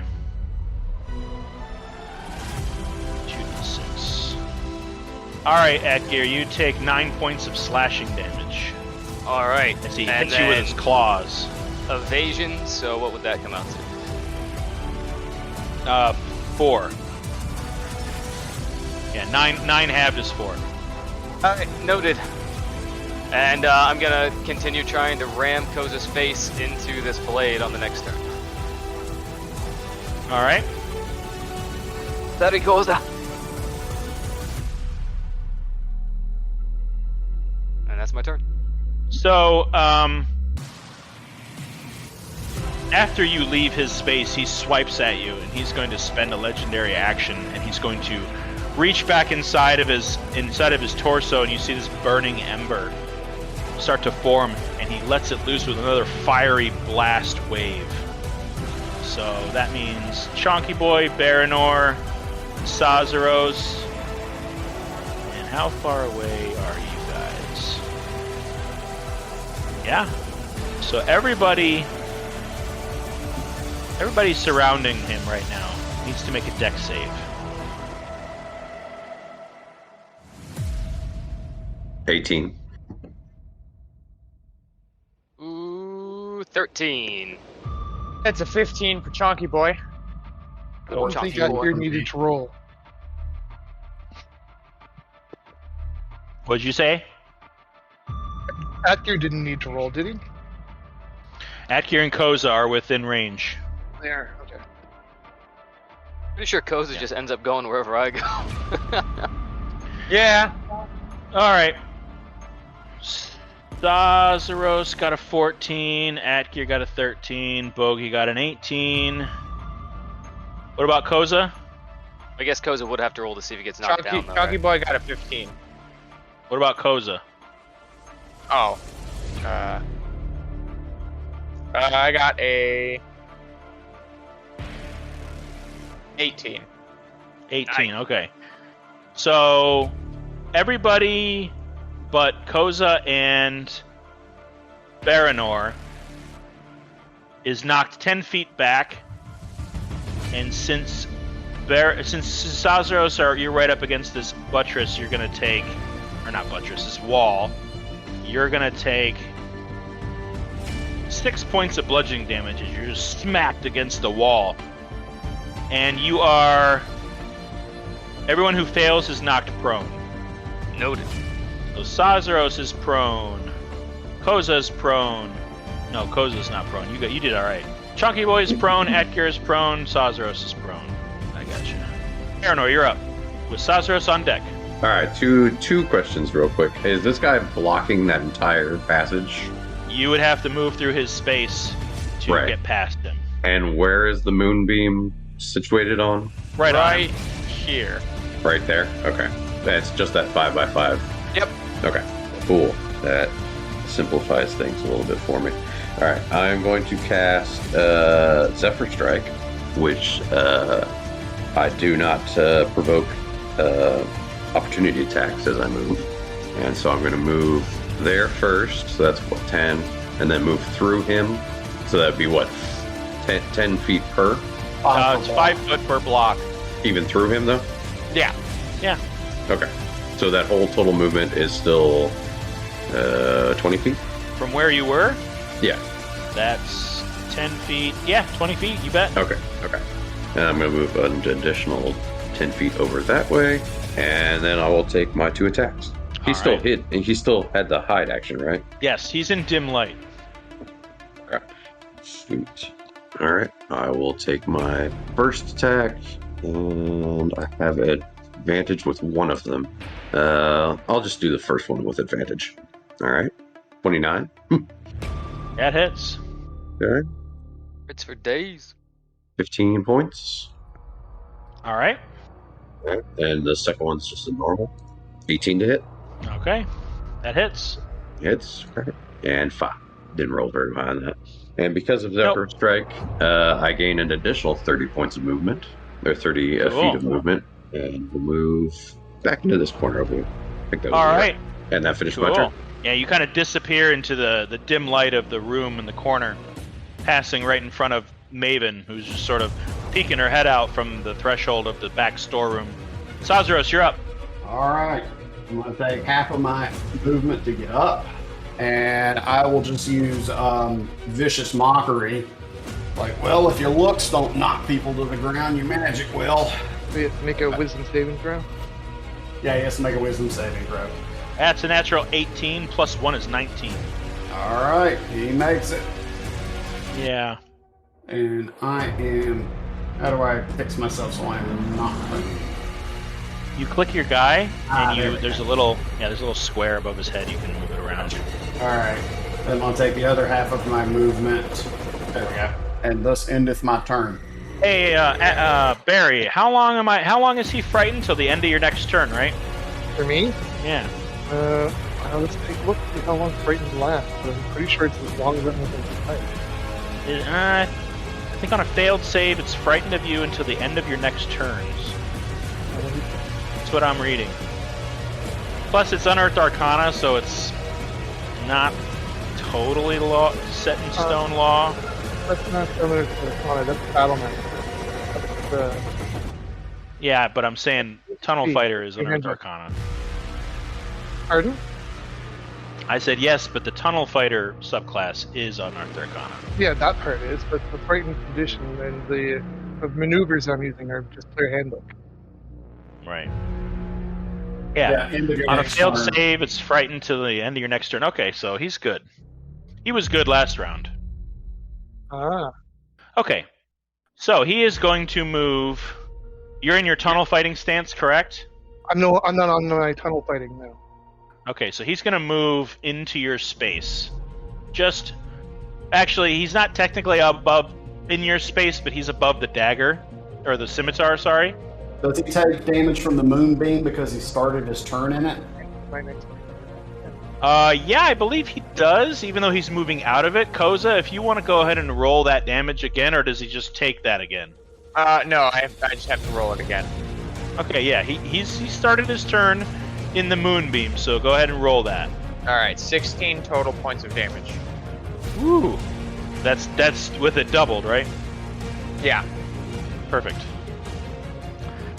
Alright, so the blood that had been pouring out of Wilfram's body, as well as out of Atgier's body for the short period that he was in close proximity to the dagger, being that Axton, you are in close proximity as well. I need you to make a Constitution saving throw. I should have had you do that earlier because you're 5 feet from that scimitar.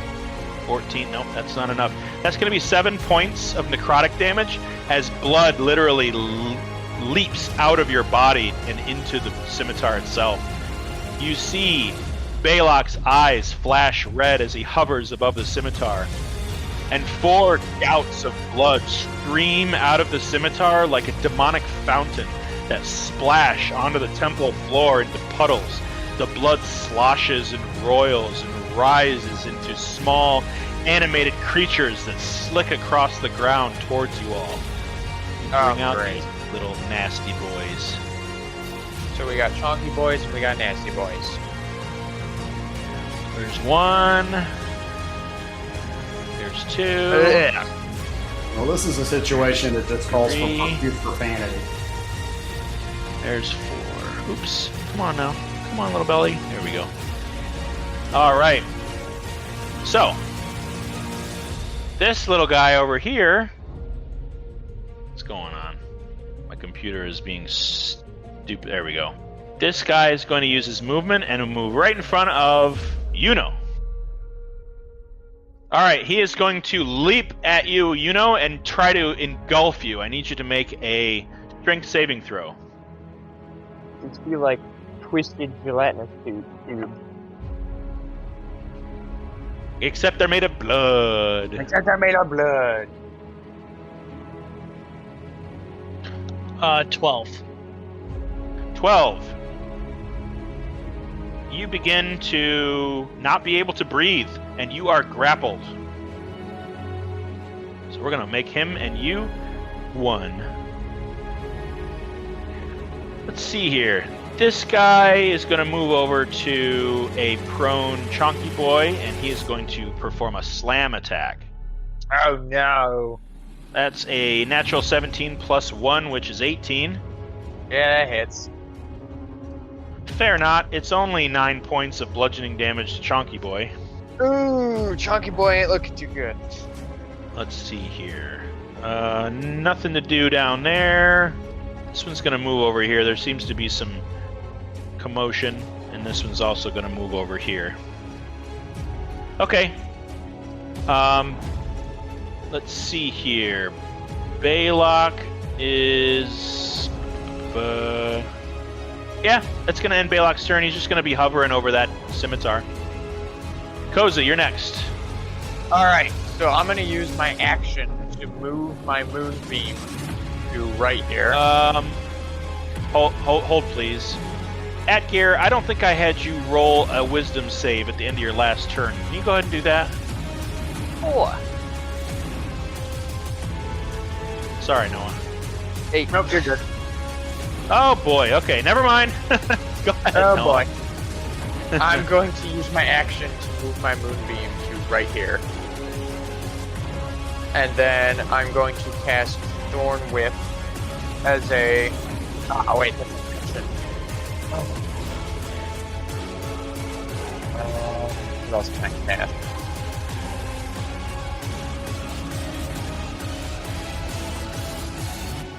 How much longer is Poison Spray? What does that do?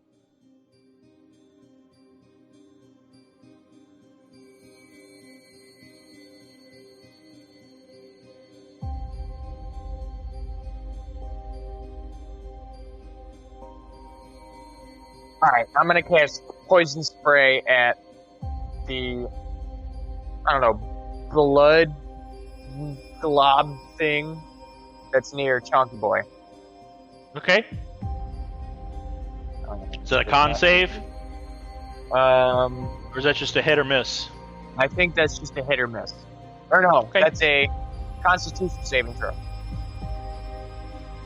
That's not good. They have a -2. So that's a 4.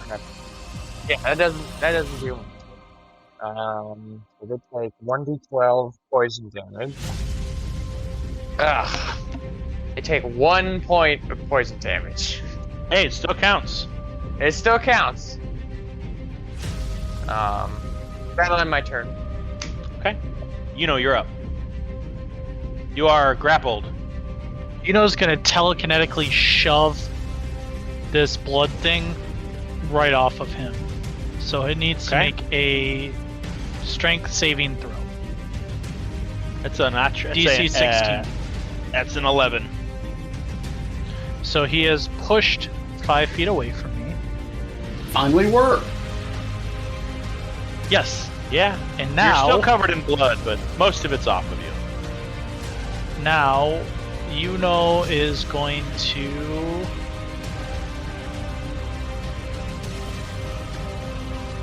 Yuno's gonna huck a firebolt at him. Okay. That is a 14 plus 8. 22. 22 hits. And 2d10. Where are my d10?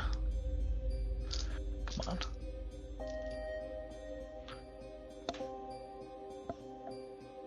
Swear I just had a bunch of d10. Where'd they go? There's 1, 2. There's 17 points of fire damage. Nice. This thing, you throw a bolt of fiery energy at this blood ooze, and it strikes it right in the middle, and you hear kind of this strange disembodied squeals, shriek sound emitting from it. Kind of recoils. And that will end Juno's turn. All right, Axton, you're up with Maven on deck.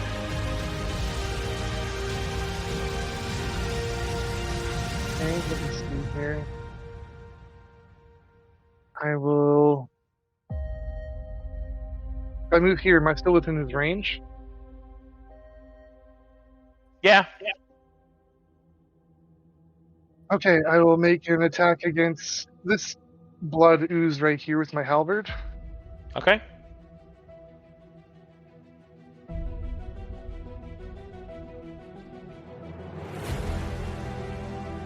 21 to hit. 21 hits. It's technically a elemental. It's not a ooze. Just kind of looks like an ooze. Blood elemental. 15 slashing damage. All right. Yeah, you kind of cut it, and you just sort of bisect the whole mass of this creature right in half. And as you do, it sort of reconstitutes and in a split second reforms. But you definitely took a chunk out of it as you splash blood on the floor behind it. And then my next attack, I will be against the demon. Okay. 15 to hit. Nope, that misses, unfortunately. You kind of pass right through it. I will then back away another 5 feet. All right, now you are outside of his melee, so he's going to take an attack of opportunity. Cool. That's a 17. Miss. All right, yeah, his claws just kind of glance across your armor harmlessly. Makes a very unpleasant screeching sound, though. Bonus action to panel fight. All right. Maven, you're up. Okay, so I'm gonna step forward. Okay. And then I'm gonna do like a front stomp kick at this blood elemental thing, followed by a like right cross. Cool.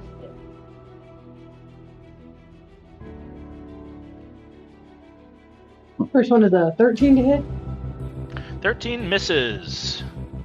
And second one is a 26 to hit. That definitely hits. So this would be 9 points of damage. And then I'm gonna... 9 points? Okay. I'm just gonna try to hit it again. 19 to hit. Yeah, that hits. And 8 more points of damage. And then... Okay. 25 to hit. Yeah, that hits. And Freaking monks, man. 6 points of damage. For my 14th attack. Yeah. Should take a couple levels of fighter and just get that action. All right. Yeah, you punch the living crap out of this thing, and you're just splashing blood all over the floor as you're hitting it, and just whatever blood you splash to the floor, you see that has diminished his form just slightly with each strike. Nuts. All right, and on your turn, Balok is going to kind of move right here, and he's going to when he did that because Koza moved me. Oh, he did. That's right. Well, it's not. It's not a. You know what? He doesn't move. What am I thinking? He's not moving anywhere. You see his eyes flash again the same way as when these things appeared, except he reaches his hand towards these two guys over here, and he's going to perform a coagulate. And these two kind of roil and mush into each other and form a slightly larger creature that looks like this.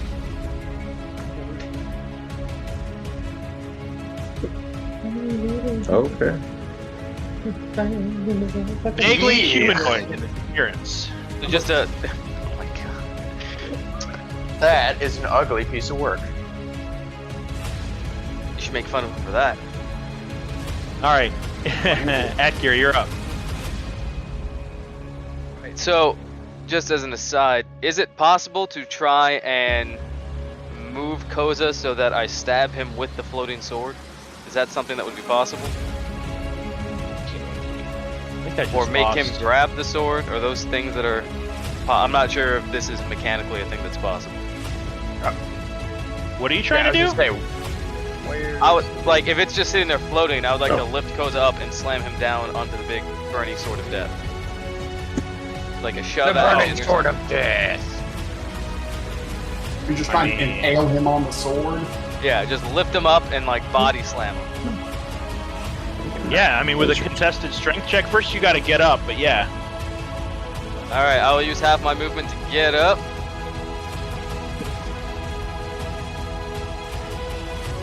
I'm gonna look at Koza and be like, Right. I should use the sharpest sword to put you down. and he's gonna try to pick him up and then slam him onto the sword. All right, make can I an just, attack roll. Can I just dead weight him? and give him disadvantage? Well, why Would don't this you be- make a acrobatics check, or no, just make a dexterity saving throw, Koza. Alright, I'm doing athletics roll, see if I Yeah. can lift him up. Alright, Yes, that's me like, and it's still at disadvantage because I am exhausted, right? Right. Alright, disadvantage. Alright, here's to rolling low. 10. Ooh, I got a 10 too. What does that mean? Ooh. That means re-roll. You guys Okay. tied. Unless Wait, you want to who's go with the got highest the- strength score. Yeah. No, Well, it's he's me. using Save. dex. Just re-roll it again. Okay. Ooh, not great. Yeah, he beat me. I got a goes up. 5. All right. So go ahead and make an attack roll with the cancer stick, Guess I'm getting impaled today. and We you're call it adding. the scimitar of throat. Whatever. Well, whatever it is, you're gonna roll a 2d4 and add fire damage to that. 2d4 plus 5. Alright. Yep. So just 2d4. No, And it's we'll- 2d4 on top of whatever Wait, you have to damage make you your roll. attack roll first, right? Yeah. Okay, To and see if this he wouldn't pierces be his hide. an exhaustion. Does that also suffer disadvantage on attack rolls or No. just the skill? Okay, got it. So, and this is using the stats from when it got powered up from the last time. Yep. Uh-oh. It is awakened. 19. So 7 slashing, 3 Yeah. necrotic, and 2d4 fire. 2d4. Here comes a roll of 2d4, Oh no! which is just 4. So there you go. 7 How plus much 10, so damage is- 14 points of How much? damage. That's 14 total. Oh no, I am not looking good. Why He's won't you just impaled die? right through his belly. Yeah. Right, Koza, just let it go, son. Just let it go. Shh. And I'm just gonna put my hand over his face as I try and push him down on the sword. Ah, you son of a bitch! But I know it's not you. Right, not me at all. Now go ahead and make a wisdom saving throw, Atgierr. Oh god, this would be the moment that I fucking pass. Alright, disadvantage. No, it's not a disadvantage. Oh, okay. Normal wisdom. 9. No, shh. Nope. You're still thinking that there's things growing on everybody.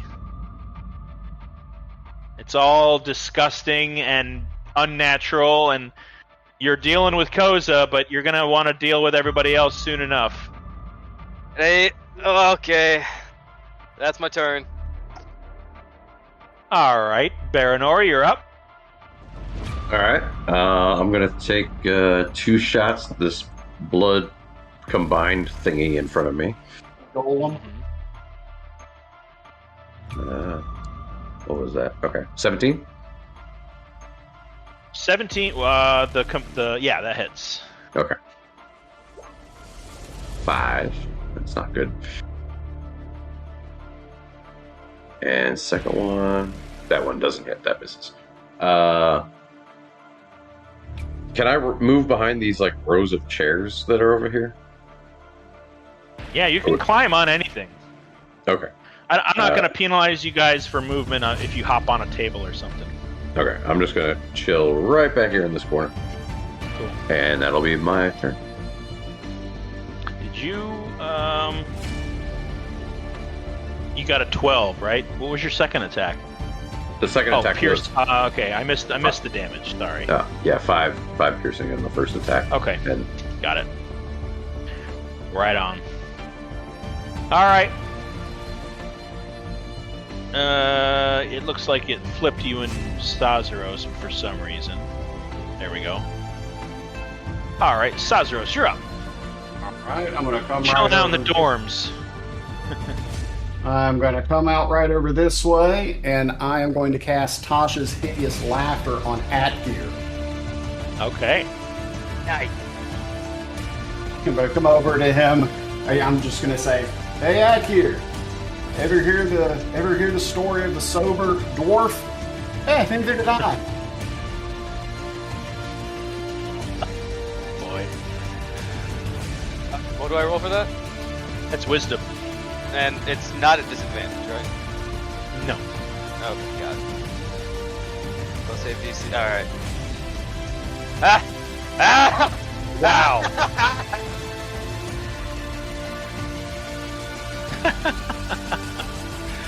Not only does he have a low wisdom, It's true. It's so true. Not only does he have a low wisdom, he's got an ugly laugh. yeah. It's funny because it's true. All right.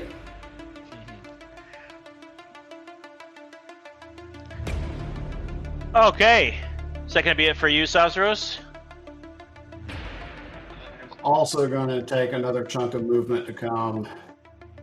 Just come back over to here to get Okay. partial cover. It is Balok's turn. Balok is going to float over to Axton. No, actually, I'm He going is to take going that to back. I'm going to stay out over this way so I can stay within line of sight back here. Okay. And he is going to slash at you with his claw attacks.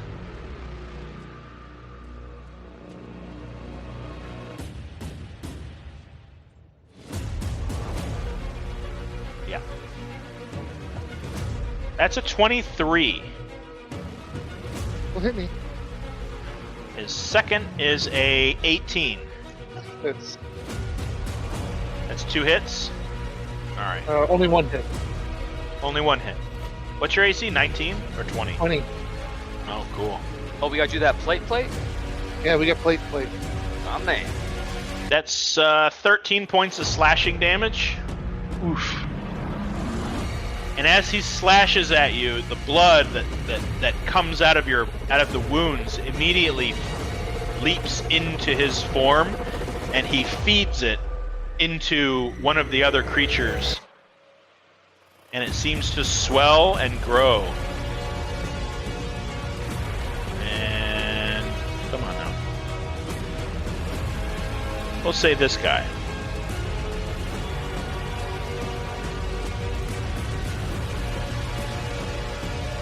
This one gets just a little bit bigger.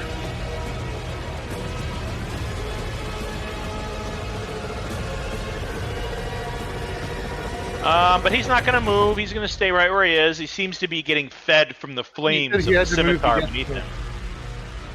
Say what? He said he had to move to get to me because I'm out of the melee range. Yeah, he's that's where he was. He moved over to fine. you, and he's Okay. just kind of hanging out. Okay, just checking. Koza, you're up. Okay. I'm gonna use my action to once again move my moonbeam over to him. Okay. My My moon base. My moonbeam, and then what can I do that's really gonna hurt this guy instantly? You take damage. So if you moved it onto him, does he take damage from it this round? No, it's only when he starts his turn in that Or when he space. starts his turn in it. Okay.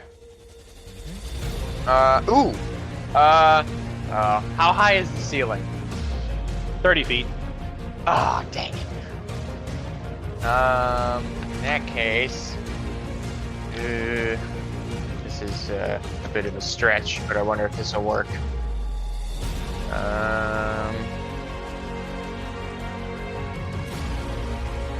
Dang it, that's not a damaging spell. I will What are you doing, cast. Koza?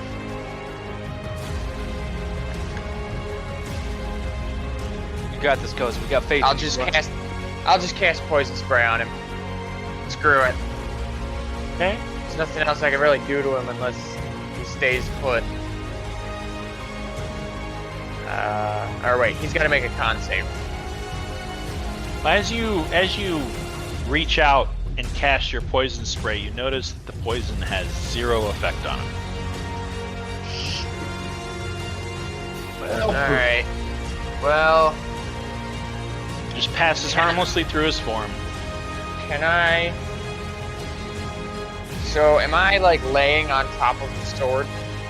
Yes, you are impaled, Alright, and can I it's try and, burning like, you. can I push myself off of it? Yeah, I'm not gonna make you roll for that. I mean, you just kind of stand up and get off the sword. But you're I'm gonna say, slicing yourself off. You take 4 points of slashing damage as you get Oh, no. 4 points, you said? up. I did. Oh, I'm unconscious. Oh, you pull yourself up and immediately drop back down on top of it. Oh, no! Oh, no! Ah, great. Okay, that ends my turn. All right. You know, you are no. up. You notice Koza fall down. You hear a shriek and a cry as he falls back down, and he seems to be unmoving. Well, can't really do much to help Koza. Because, can't heal or do anything like that. So, is just going to huck a firebolt at this guy.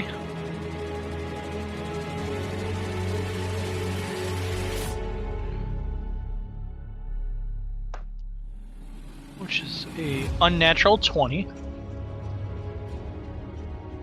Yep, that hits. Now I just rolled this. You'd think I would remember where the dice were. 8 points of fire damage. 8 points of fire damage. This thing fizzles out and disappears into a blackened spot of soot on the ground. Hallelujah. And then, as a bonus action, is going to try to pull this guy 5 feet away from Axton, provoking an opportunity attack. He's got to make a strength saving throw of DC 16. That's let me see here. Which guy? The big guy. Oh yeah, that's a 19. He goes nowhere. And is done. Where are you going?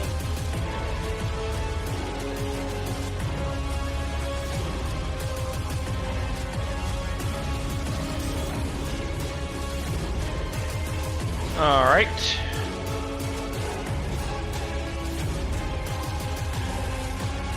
Bogey and Steph, I just wrote Steph a message just on Discord chat, just for your own edification.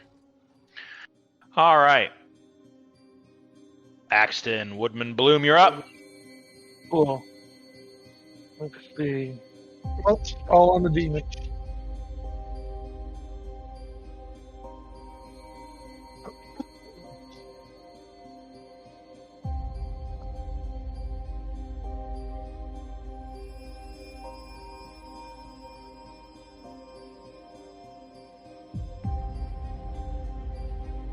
So only one looks like it hits, and 14 slashing damage. Yep. And then I go into Tunnel of Fighting Defense again. Okay. Atgierr. He's incapacitated right now and prone because he's laughing Yeah. his ass off. So, like, whatever my turn is, I think at the At end the of end of yeah, it, you can make a wisdom save. I thought it was Maven and then Atgierr. it is. It is. Okay. Mid- Yeah, I accidentally got rid of Baylock, and for some reason when I descended everything, it screwed up the thing. Okay, Maven, you're up. My bad. Okay, cool.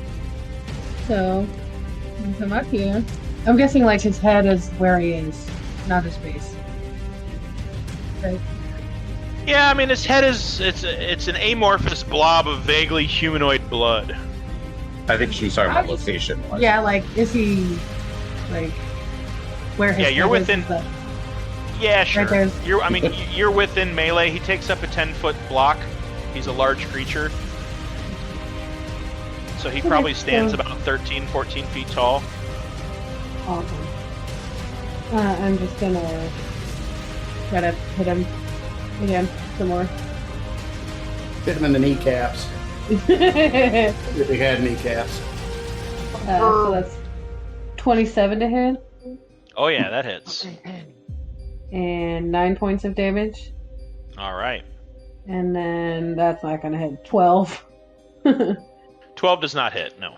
Okay, and then for my bonus action, I can take one more hit. And that's not going to hit either because it's also 12. All right. And then get back in. Okie dokie. Atgierr, now you get to do nothing. Right. So I guess I would roll 2 wisdom saves. One for. Yep. That's absolutely right. All right. Roll so the first for your laughter. First one for laughter. 2. Well, nope. And the next one is for not being possessed.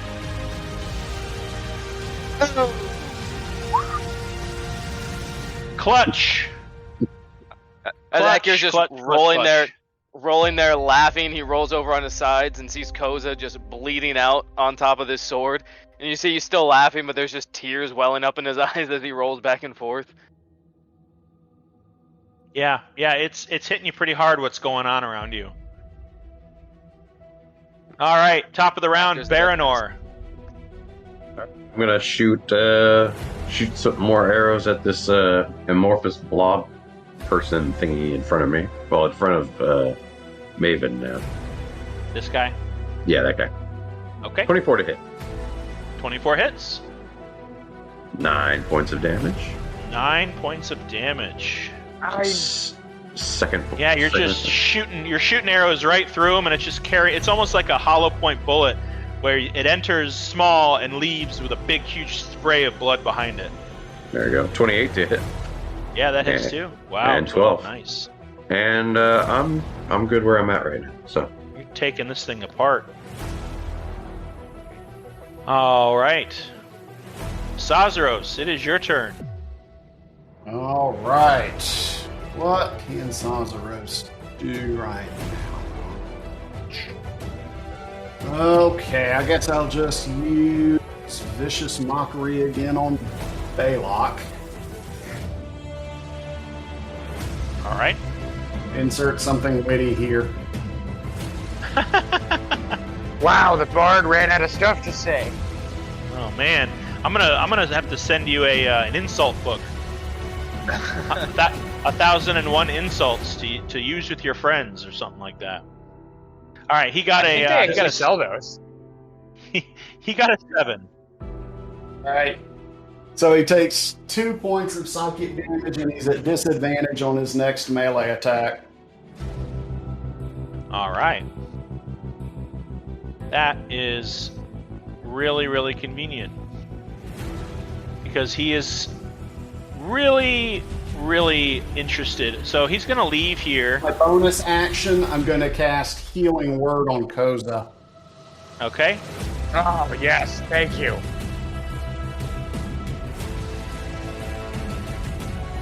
I'm going to upcast it at the 2nd level.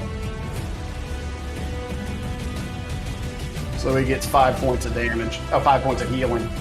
Oh, thank you. I did not want to have to roll my first death save.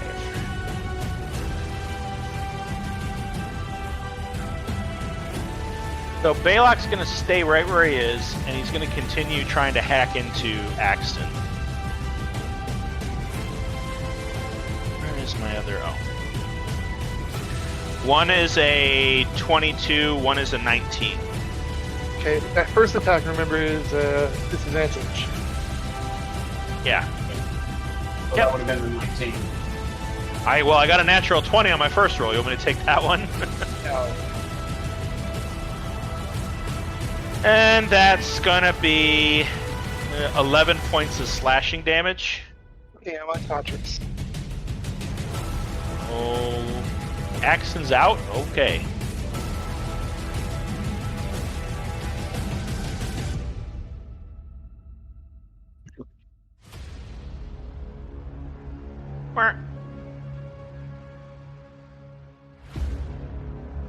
And he is going to drift away and hover over the sword.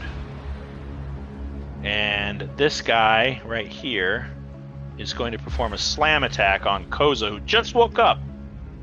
Yeah. That's a 18. That hits.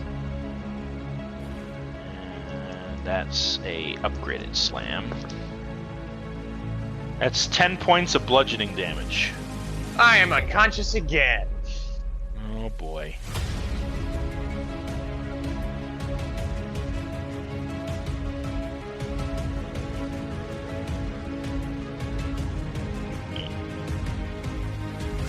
Alright.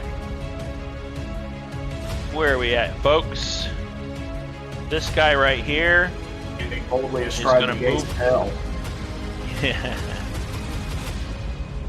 There we go. This guy's going to move forward and attack Maven. Does his movement provoke an opportunity attack from her? Well, tunnel defense. He's moving from her melee into her melee, so he's not moving out of it. Okay. Yeah, he's moving. He's positioning himself directly in front of her. Right. And he's going to perform a slam attack. That's a 19 to hit. What's your AC, Maven? Okay. That is only going to be 6 points of bludgeoning damage. Who's that other guy? Well, no, there wasn't another guy. Yeah, alright, that's going to end Balok's turn. Koza, you're up. Make a death save. Yay. Come on. 17. Alright, that's one success.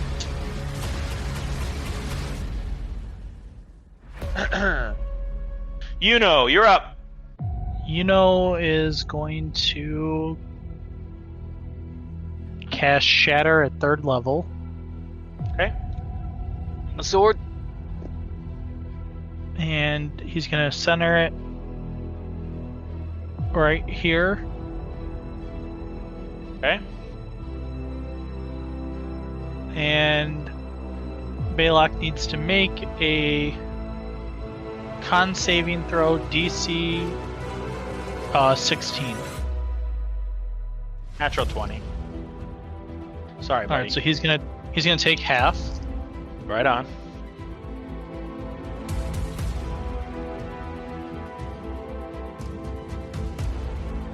Alright, hold on. I have to do math. It looked like an O2. I wish there was a way to not reverse a camera's image. 26 would be full, so 13 would be half. Yep. Oh wait, hold on. I rolled D8s instead of D10s. Oh. Okay, take it. Nope, just take it. That was on me. All right. Pretty decent. You notice the scimitar starts to wobble and shake, and the fire that's erupting from its top briefly flickers out before reigniting again. And Balok seems, his form is amorphous, and it almost looks like he's having difficulty holding on to his physical shape as his wings start to drip with that black oil onto the floor that the sword originally had when you brought it here. Is that going to end your turn? All right.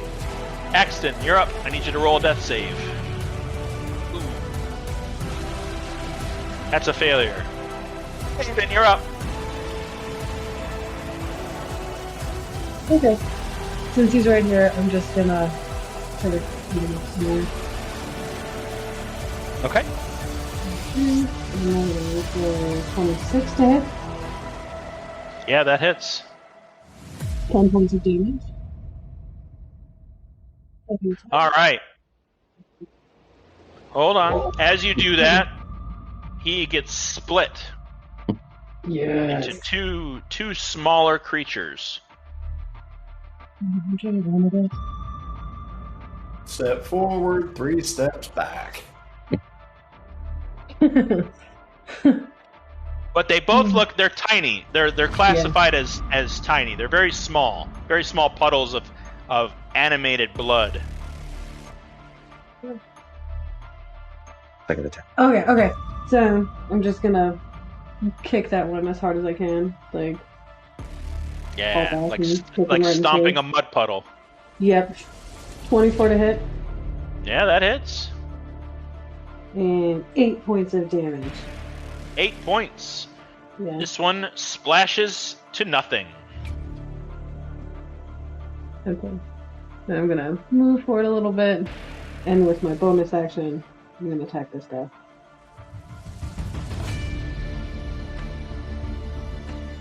$23 to hit. Yep, that hits. And 8 points of damage. 8 again. This one gets stomped into a spray of blood that just settles on the room, unmoving. Yeah, and then I think I'll just probably just move right about there. And that's my turn. Okay. Atgierr, you're up. Do I still have that bomb that we got from the orcs? You're still Sure do. incapacitated. Oh, that's right. I'm still incapacitated. I do nothing. You're just laughing. No, you're You can laughing. make a wisdom save to try to break it, Let's get it on. but that's the end of your turn.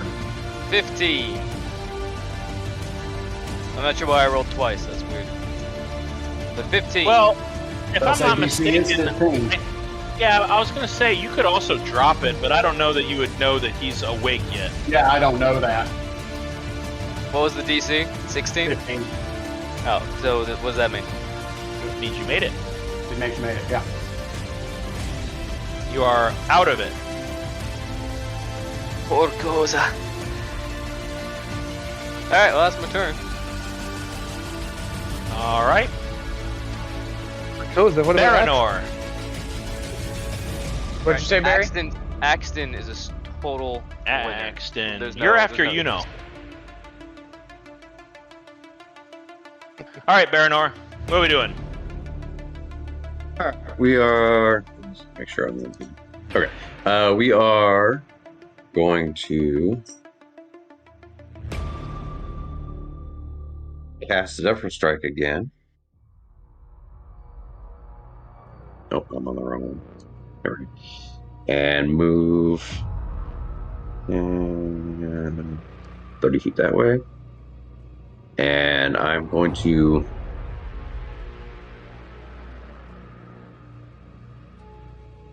sorry, like, all right, I'm going to take a shot at what did you call this guy? Baylock. Baylock. I'm going to take a shot at Baylock. 18.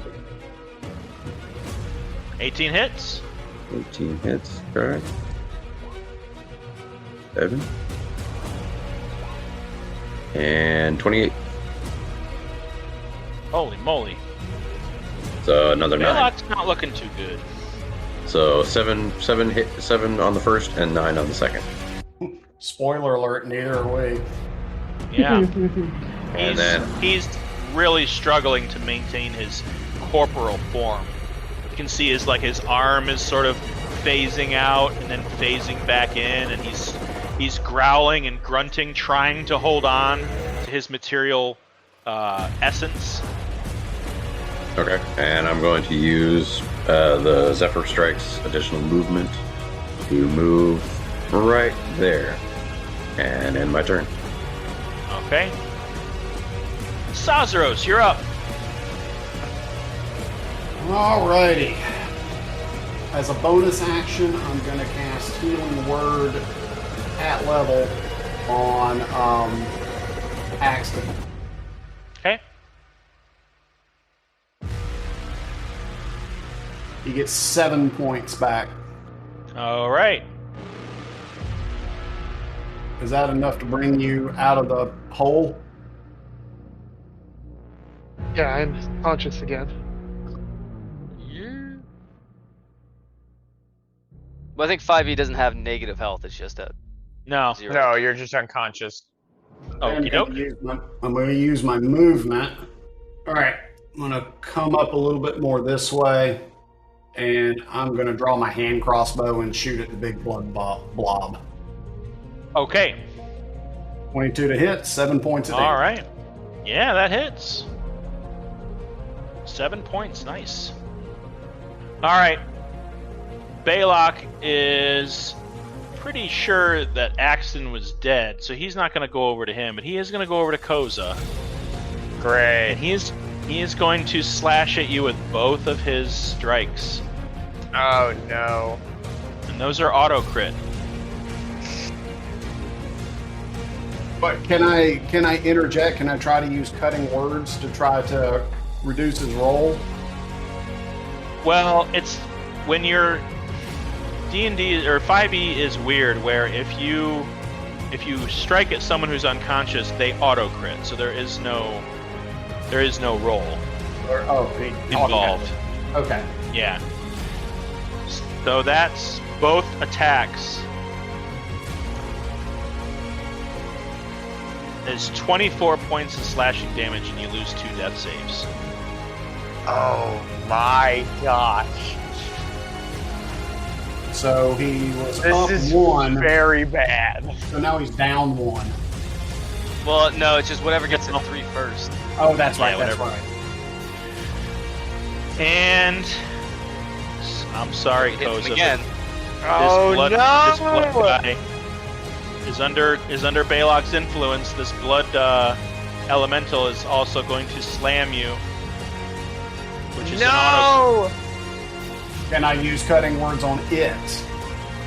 So Unfortunately, it's the same thing. If you're striking an unconscious creature, it's an auto crit. So that's Did I 12 did I points die? of bludgeoning. As the blood monster slaps down on Koza's frame, you hear it. And Koza lies on the floor, dead. No!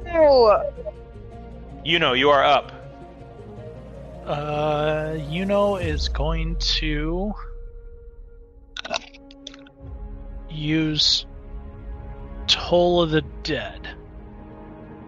Okay. On Balok here.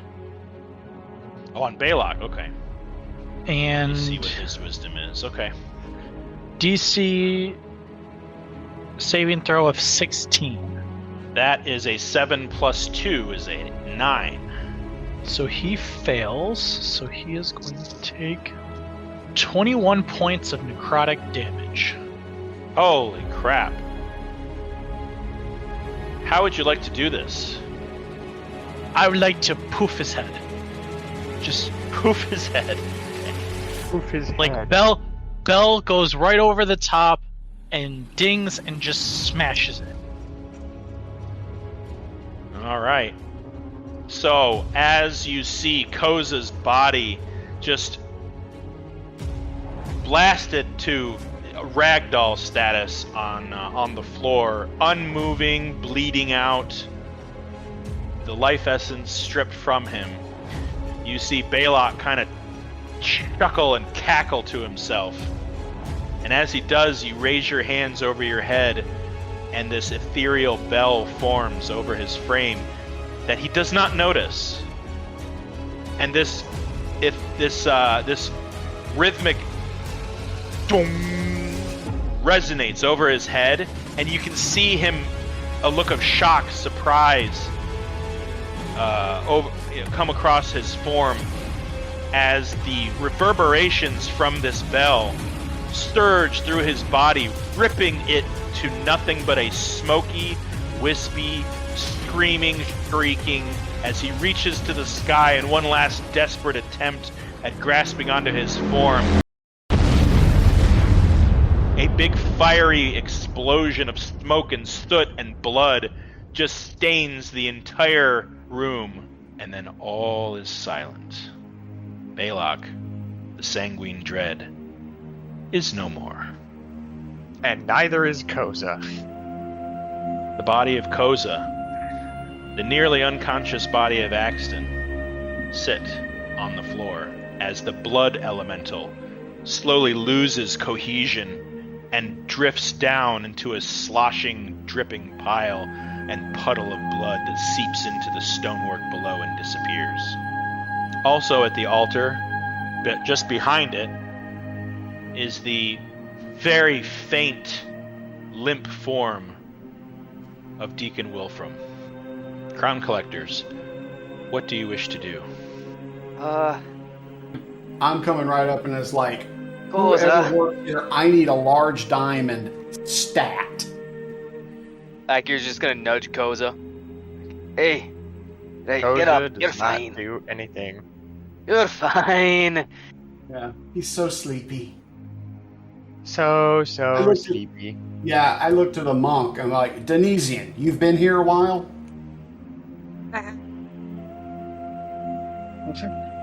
I have a diamond. Okay. Hand it here. I can revivify him. Okay, here you go.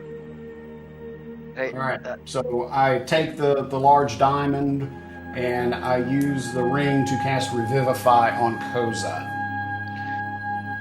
Sazaros, I love you. Is this a 300 GPU diamond? It's big enough. Let's go with it. It's a big ass rock. Yeah, it's. Don't trifle me with details. It's not a Hope Diamond or the Pink Panther Diamond. It's not the size of a baseball. It's about the size of like a pea. I mean, it's a 300. Let's be honest. It's a 300 gold diamond. But it is large enough to when Sazaros grips it in his hand and holds the ring over Koza's body, the small green emeralds within the ring begin to slightly glow, pulse, one after another, and the vine, the brown green vine that makes up the ring itself, that was given to you by the Bog Mother, you can feel it tightening around your finger. Uncomfortable at first. You feel the circulation in your hand starting to go a little bit as it surges with this warm energy. You open your hand, and the diamond is turned into atoms, a cloud within the palm of your hand of diamond dust, and you press it down into Koza's body.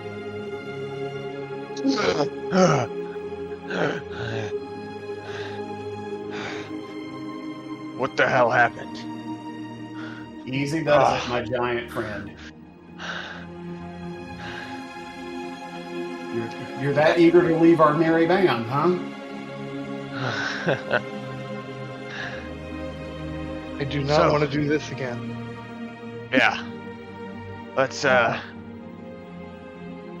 Koza, lay it up. you breathe fresh air into your lungs, and you can't explain.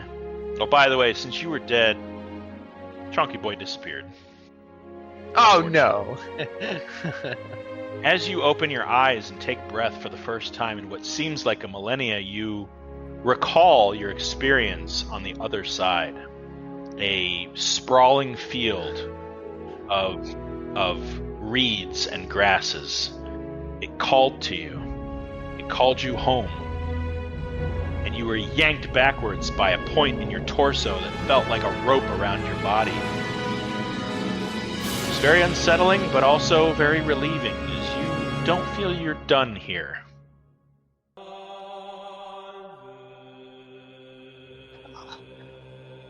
Hey, I don't envy their cleaning bills. Yeah, this place is a mess. Yeah, that's going blood to take a couple everywhere. of buckets of mop and glow to get this place back up in shape. You also see a couple of the friars, these monk-like individuals, hurry and rush over to Deacon Wolfram's body and start administering salves and enchantments. A couple of them look like they may know a little bit about healing. It appears he was not dead. He was just drained of most of his blood. We're good here. Thanks. Right? Is that He's only mostly dead. Yeah, you look over at the ritual circle, There's a difference and between where mostly where dead the and all dead. where the jagged nature of the scimitar was is now a scimitar that looks mostly normal. However, in place of smoke erupting from it, you see kind of a rising wall of steam. You know, remember how we had that talk about when we find, well, potentially dangerous items, we should have you look at it first? Yeah. Can you make sure that there isn't going to be a giant evil smoke monster popping out of this anytime soon?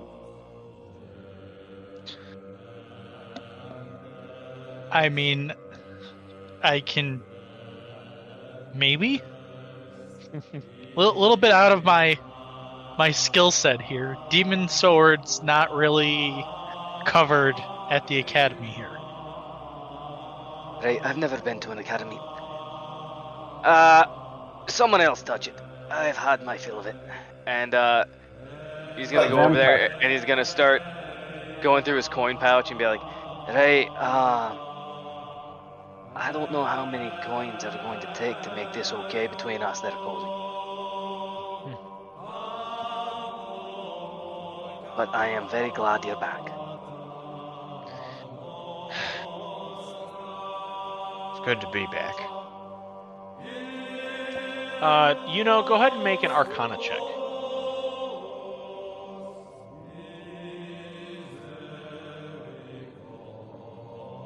Okay, Yuno's pretty good at that. Atgierr, which dagger? The steaming one or your black one? I thought that was a the black one that I dropped in order to grab. Oh, yeah, okay. Yeah, I'm not touching anything anymore ever. You're off 27 touching. on the Arcana. Have you relinquished your roguish ways? Right, well, I've never really been a thief anyway, so don't know what you're talking about. 27 on the Arcana. All right. You looking at the scimitar, get the feeling that this is a different weapon than the one that you identified before. It's physically the same piece of metal, but its handle looks slightly different. Its blade is curved a little differently. Like even in its dormant state, the smoky scimitar had kind of a fiendish quality to it. This looks much different. It looks cleaner.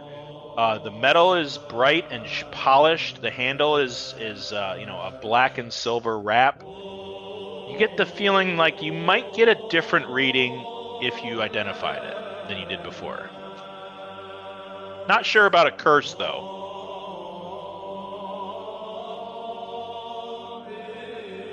Yuno pulls out his wand of identify and taps it. You tap the scimitar with your wand, and you are instantly filled with a feeling of wind being blown into your face. You all can see Yuno's eyes go bright white with a glowing light. His hair is blown back, and you, across your face and torso, Yuno, you feel these harmless but kind of an example of what it can do, these slices across your torso.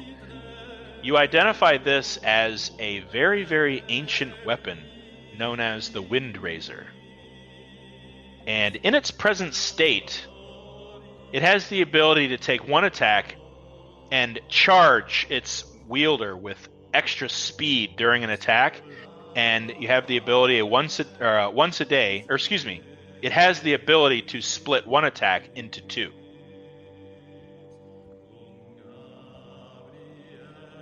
You don't sense any malevolent force within it. Right, so if we sell this, we might be able to get the coin back for resurrecting our good boy here.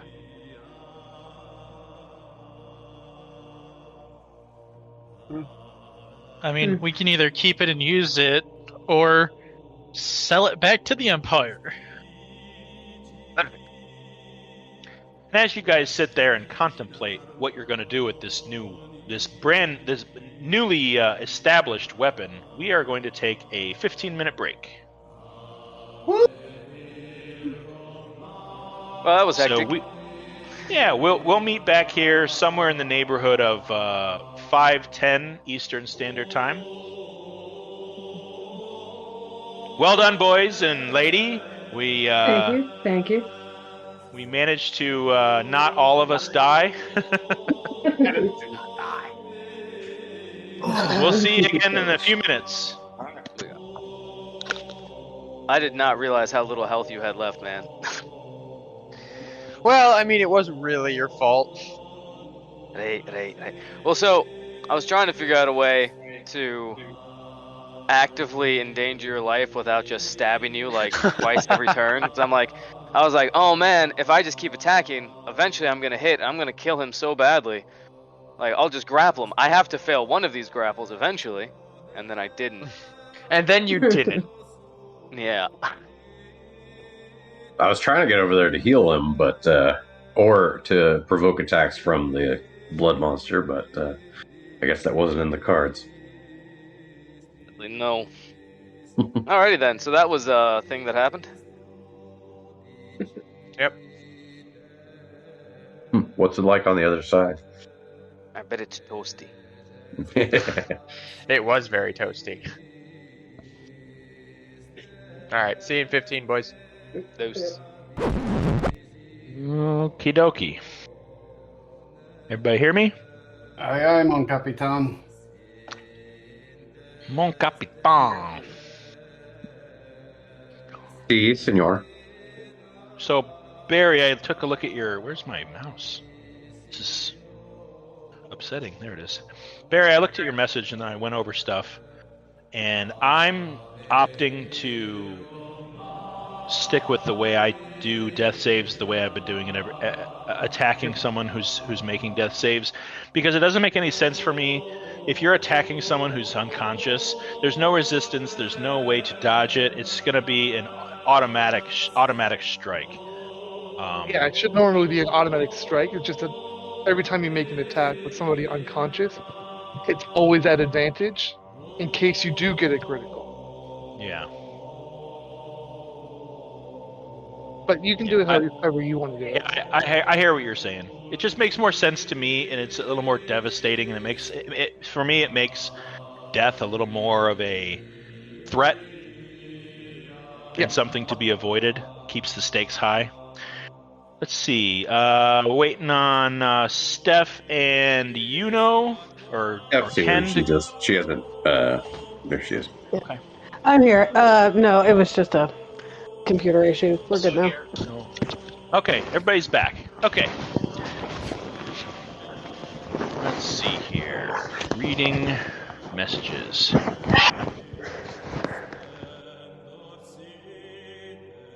Okay. Mike, I will address that. This is definitely the city to look for that. Yeah, I just wanted to drop that before I forgot about it, so you don't have to worry about it for a bit. Cool. All right. You stand in the basement ritual circle room of the Pelorian Temple of Dainne. And as you kind of gather yourselves together, dusting yourselves off, patching wounds, just surveying the scene and this new steaming scimitar on the ground, unfamiliar to you all except for its vague shape, resembling the blooded scimitar. The limp form of Deacon Wilfram kind of hobbles over to you all. Oh. Well, what happened here? Well, it seems that the occupant of that aforementioned sword decided to stretch his legs a little bit all over our faces. Fortunately, the crown collectors excised him from existence. Mostly that guy. That's good. I like that one. He kind of drifts his gaze over to Maven, who is at this present moment just kind of cleaning the dirt from her fingernails and has her elbow propped up on her staff. Maven, you took part in this. Yes, sir.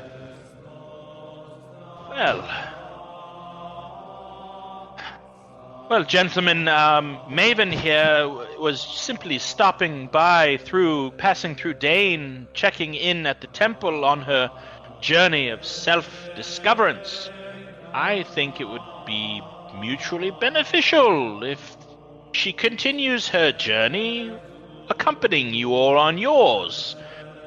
As you can see, she's from her, from what I can see. Been quite a long journey for her, from what I can see. Oh, she comes from the Taliesin Monastery on the western side of the continent. But I believe if you're all willing to go along, this might be something of a apropos arrangement. What do you think, Maven? I mean, I would like to go, but obviously up to the group whether I can go on with them.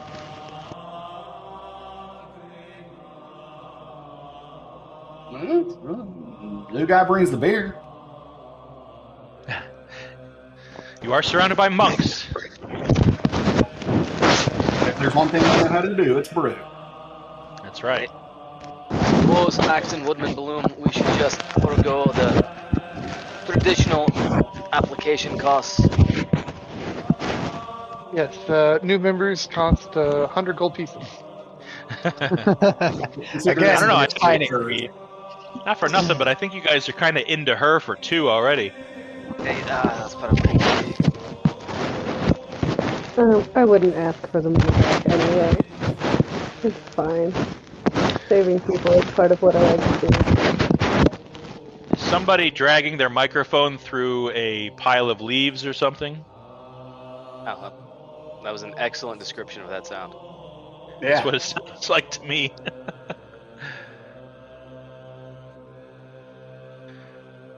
Well, as you kind of gather yourselves and figure out what to do next, you notice the monks, the friars, bald head, white robe, rope belt. They're doing their best to kind of make sense of this scene. I mean, there's literally blood splashed all over the floor, all over the tables, the books. There's mugs that are filled with blood. It's like, a horror scene, and they're doing their best to kind of go into the back and grab buckets and just get started on the process of cleaning this mess up. While that's happening, the scimitar lies on the floor. The day is yours. I mean, Deacon Wilfram isn't really expecting anything out of you. He's just kind of going about his day, and he kind of bids Maven farewell and goes to kind of grab a bucket too, because there's a lot of work to do. Deacon, a word. Is there any way can you determine for us if this weapon laying here is still accursed? Of course. Well, I can certainly tell you it looks vastly different from when you brought it in here. Give me a moment, and he goes to touch it or grab it, and briefly for a moment you're all tense up, and then as he touches it, his eyes just kind of flash for a moment, very briefly, and he seems fine, and he kind of picks it up and puts it on the altar, and you see him starting to trace little designs and symbols in the air with his fingers, and he's reading through that same book that he was reading before. And you see kind of a pale yellow glow kind of come about the sword as light from above, almost looks like a series of mirrors that lead to the surface above, kind of align themselves to shine down on this object. And he kind of waves his hand over it, and the light disappears. And he says, "Well, it's highly magical, I can tell you that. But I do not sense any any spirit or inhabitant within the blade that would do anyone any ill will. It seems that force has been purged. Well done, all of you. Excellent news. I guess Atgierr would want that dagger back then? Scimitar. Oh, scimitar, yeah. Right, well, I have had a lot of time with that scimitar. If someone else would want it, or if it would be better off served with the rest of the gang, I think I've done enough damage for the day. So, if someone else would like it, well. I did it again, guys. I meant to post this of Maven, sorry. Yeah. Oh, badass. I did that with Bogey's character last time. I'm guessing Axton would be a good fit for the scimitar? I don't know. I think out of all of us, he'd be able to wield it the best, at the very least. Fine. I'll wield I it, think but both the moment ranger someone and wants the it, you use take it. scimitars. Who has 3? What's that? I believe both the monk and the ranger can use scimitars. Yeah, I mean, I'll take it if no one else will. Yeah. All right. It allows you to, if you speak the command word, it allows you once a day to perform 2 attacks instead of 1. All right. And it is called the Wind Razor. I'll make note of that. Well, I know you guys have a lot of work ahead of you, but may we spare a couple of potions or a few heal spells for the gang here? You see Deacon just sort of break his concentration from what he was doing, and he's like, yes, of course, 1 moment. And he, being the only one who has anything left of healing, let's see here, he will offer your group a pool of 14 hit points to anybody who wants it. How many hit Well, points? Axton and Koza have taken the lion's share of the beating. Yeah, there's 14, a pool of 14 hit points to anyone who wants it. I also have some healing spells if need be. Maybe we should just take a rest. Let's go find a tavern. Or just find the bunch I'm of at bones 7 right of over here 41. and camp out for an hour or 2. Yeah, I'm at 7 of 41, so... Okay, so how many players are in our party now? Many. 6 of us? Why don't we just go 7? hide ourselves over around here and just take a short rest? You all happy family. I would say that the Deacon would offer you some of the cots that are there for the friars and the clerics who operate and live in this space. As you can see, there are a number of them. Well, who has not taken damage? Has anybody not taken damage? I think we all No? took damage that battle. Okay. Well, then in that case, everyone but Yuno myself hasn't. gets it. Yuno hasn't? Alright. Everyone except Yuno has not. Everyone except Yuno gets a D8 of healing. Or a D6, sorry.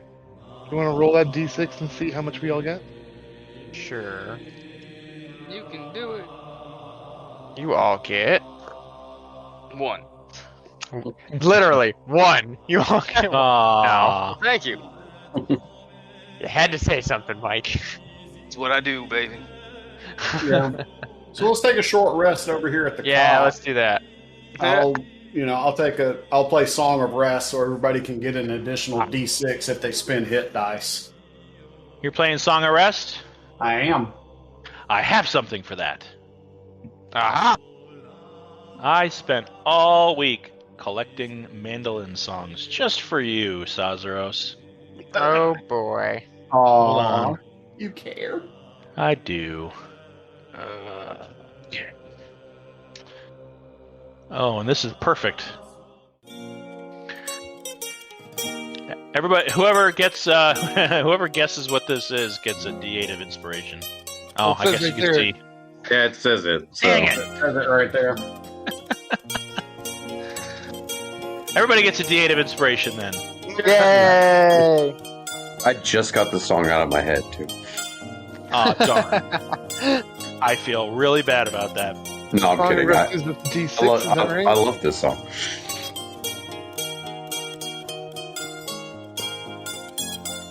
Azeros, Song of Risk is what, a D6? Yes. Let me double check to be sure, but I believe it's a D6.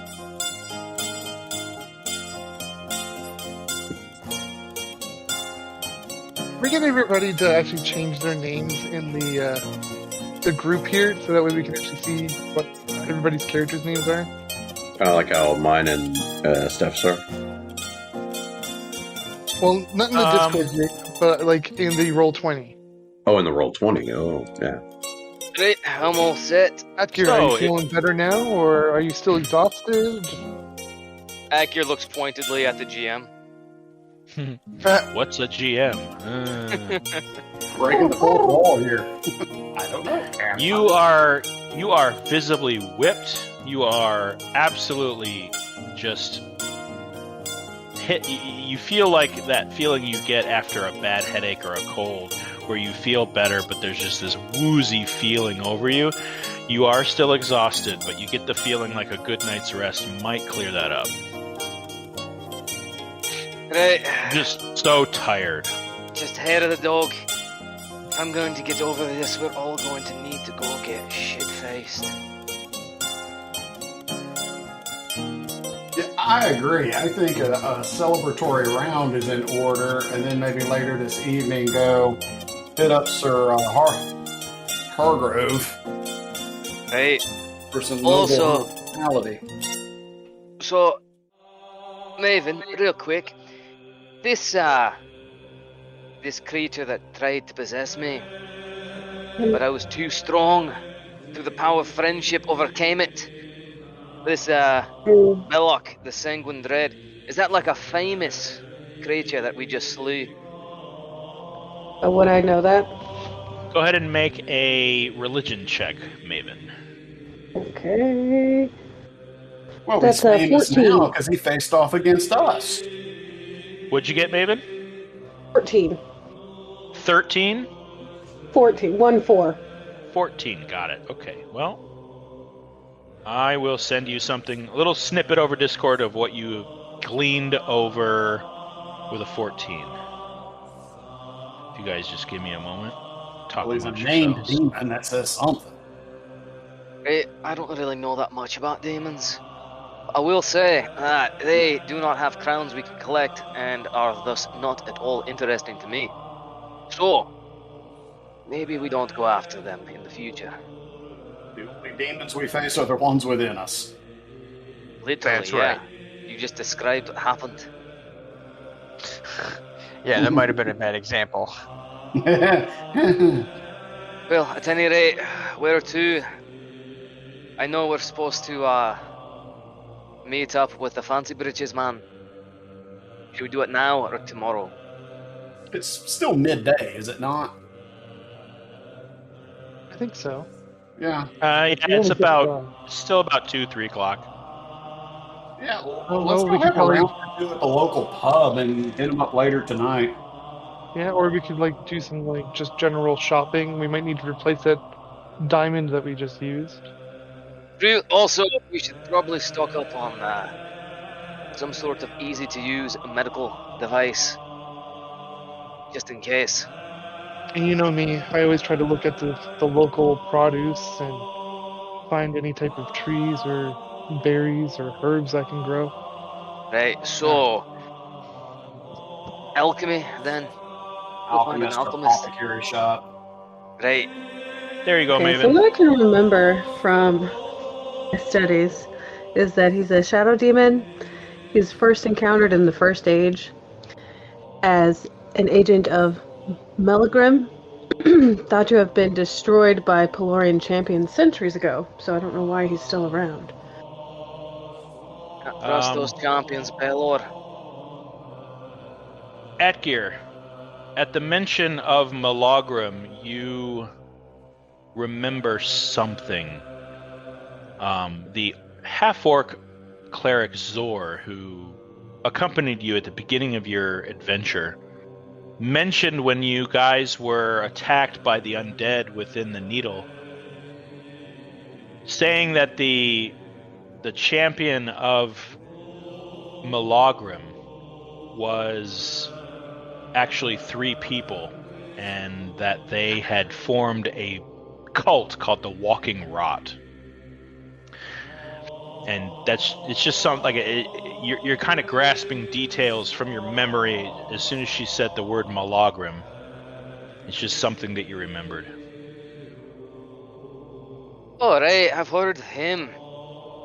Nothing good though. Go, tavern. You actually happen to know of a tavern in this city? I do. I believe it's known. Oh, wait, I actually have this written down. The Frosty Ale. I have had it on my bucket list for some time. Well, being that you read that book and gleaned the Frosty Ale from that book, you actually don't have to look for it. You kind of know where it is. Sick. Alright, so we go to the Frosty Ale, we have a few pints. And Wait for all this to blow over. we ask the locals about any shops that are worth going to, and then we go to those said shops. Agreed. Game plan. And break! Let's see here. Yeah, I mean, you take your leave, you bid everyone farewell, and They happily bid farewell to us. yep, you make your way out of the temple. Before I leave, I'd like to donate 100 gold to the deacon. Oh, he generously takes it. Thank you, Maven. We shall put this to most good use. Good luck at your journeys, and do be sure to check in with the Pelorian temples on your travels as you encounter them. It may be an opportunity for you to continue your training. Of course, sir. I'll take good care to make sure I do that along the way. Thank you for your hospitality and everything you've done. Quite. Good luck to all of you. GTFO. All right. Yeah, you make your way out of the temple. The city seems as charming and upbeat as it was when you arrived, with no one seeming to be any wiser to the dark, horrible nature of the battle in which you just ensued. But you do make it out into the streets, and with Atgierr's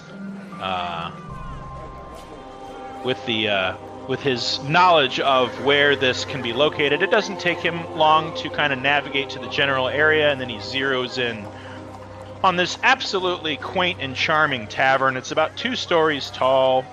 There's white pillars, but the interior or the exterior is all done up in oak wood boards. There's revelry and chattering can be heard from outside, even amongst the heavy foot traffic of the city beyond. And you are all welcomed in. There's a man behind the bar. He's a human. He's got gray mutton chops, kind of a fop of curly gray hair on top. He's wearing a white canvas shirt, brown kind of apron, and he's currently wiping the bar with a rag. And the place is pretty well populated. It's not full, but it's almost full. There's a few empty tables, some room at the bar. There's a lute playing half elvish woman at the kind of the stage, and she's kind of strumming the lute. There's a couple of halflings sort of dancing in front of her, collecting change. And he just sort of looks up and goes, "Well, what brings you to the Frosty Ale? I'm Bran Drumwind, and pleased to make your acquaintance. What can I get you?" Bran, well met. A round of your finest for all my companions. All right, that'll be one. That'll be 1 silver, 3 copper. All right. Maven, do you drink? I do not, unfortunately, but it's fine. All right, that'll be 1 silver, 1 copper. All right. Here are 3 silver. Keep them coming. All right, no problem. Anything to eat?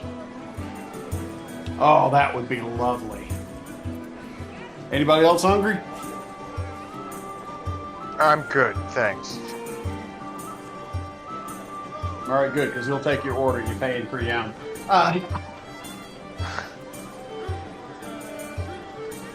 Yeah, I order up a stew. All right. Yeah, I'll just keep a tab open. No, you guys pay at the end, no problem. Bertrand, yeah, fire up the fire, make some stew. Good. It'll be about 20 minutes. All right. Yeah, you guys are brought to a table and big enough for everyone to sit at. And yeah, you're just sitting there and enjoying the atmosphere of the frosty ale. It seems as quaint and charming as it did in the book, and Atgierr seems just pleased as punch at this discovery he's made. You know, I never used to think they contained any information worth knowing in books. And yet here we are. Oh. Now, Maven, as they say in your area, you do not walk these paths often. It is very uncommon to see someone of your heritage this far east. I was... How do I put this? Excuse me. I was, abandoned at the monastery of Pelor. I'm not sure how to pronounce it. Is it Talisian? Allison. At the Taliesin Monastery. When I was an infant. So I've only ever known living here. Huh. All right then. Well, as we mentioned before, we are the Crown Collectors. My name is Sazaros, as the warm bloods call me. I'm Axton Woodman Bloom. Hey, my name's Atgierr Frostmane. I am not normally possessed by dark evil and ancient spirits. Oh, that is good to know. Hello. My name is Koza. Baranor Skyshade. Nice.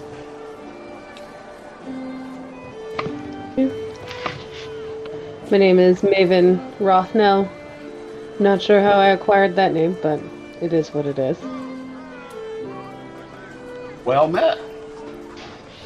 It's nice to meet all of you. Thank you for allowing me to come along with you on your journeys. As long as we can stop by some of the temples on our way, I don't see why this couldn't be a great arrangement. Mutually beneficial arrangement. All right, well, I've turned over to the other group. So, I mean, the main focus of our business in Dainne has been accomplished already. Save some shopping and some selling of some goods. Maybe seeing what we can glean from Sir Hargrove. How much longer do you think we need to stay here? Well, don't forget we also have a plan to face off against that dragon. I'm sure Maven goes, dragon? A dragon? Dragon? This is the first I'm hearing. This is the first I'm hearing about this as well. All right, we intend to slay a dragon. When? Dragon of Rot. Is it a newly hatched dragon? Is it a baby dragon? Allow me to explain. We traveled to a region known as the Calded Styx, where we learned that, you know, the cause of its less than ideal conditions were yes,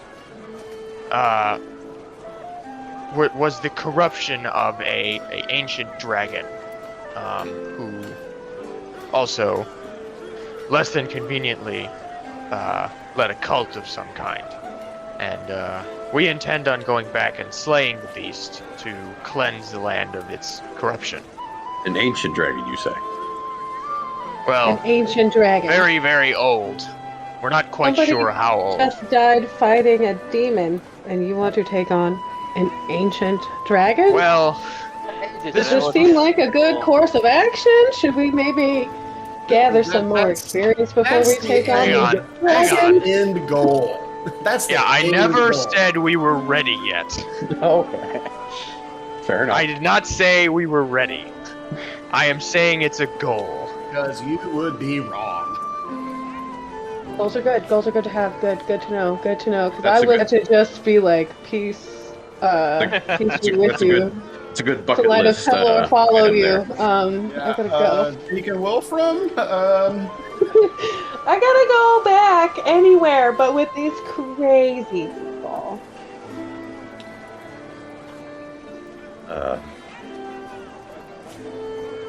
Might be thinking you're all possessed. Possessed with the need maybe. to do good Yeah. and to protect this land from evil ancient Fair enough. dragons. All right. What is the next step in this goal to fight the dragon? We Well, have to murder someone. the next step in our goal is to try to get some additional information as to where her lair is located. Sounds good. Also, maybe get some gear to prevent any type of mutation or rot or disease that we might encounter there as well. Right, so I suppose one of us should go inquire as to where we can find. What are we looking for anyway? Potions, some kind of alchemist. If anyone has magical items for sale, we should do that too. The bar wench approaches your table and drops a very expensive and delicious-looking drink in front of Axton. And just kind of points over your shoulder and says, "That's from the lady in the back over there." And as you crane and look, you see an older woman, maybe 40, 50 years of age, streaks of gray in a well-kept bun, dressed relatively well, and she just kind of lifts her glass and nods her head as if she recognizes you. I guess I will give her a wink and down the free drink. Way to It go! It is amazing, and whatever is in that drink, you gain advantage on wisdom saving throws for the next 24 hours. Damn. Still got your mojo, even at 100.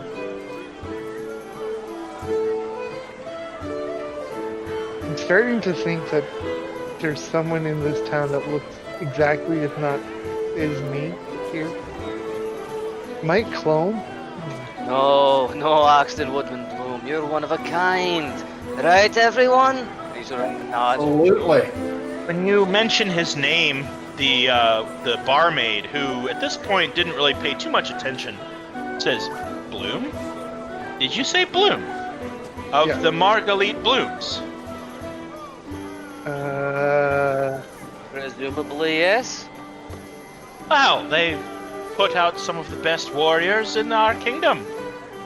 I can't believe we've got a Bloom sitting here. Hey, everyone, we've got a Bloom here! And everyone just says, "Yay!" Oh, then. Look at you. Maybe they could be descendants or family members, or I have no idea. It's entirely possible. Oh, don't waste your time on this, rabble. They're not worthy of hearing any of your amazing tales of your dozens and dozens of exploits. They've probably never even heard about you and your band of companions took on Belloc the Sanguine Dread. Perhaps if they all bought you more and more, things of ale, you might wet your whistle and tell them a story. Or better yet, allow me to tell the tale. Yeah, I'd rather Stathros tell the tale. All right, so yeah, I get up. I get up on stage and start to, allow me to tell you the tale of Axton Woodman Bloom. And I start to sing a bardic ode. So, as Thazros stands on stage and flexes his his playing muscles, cracks his knuckles. He starts strumming his guitar and begins speaking of the man that was found at the bottom of a mage's fortress, frozen in time, was released through the selfless endeavors and somewhat financially motivated actions of the crown collectors, freed him from his time prison, and how he offered his blade as payment to join them in their quest to clean out the dungeon or fortress that they found themselves in, and found that it was so nice that they decided to make it their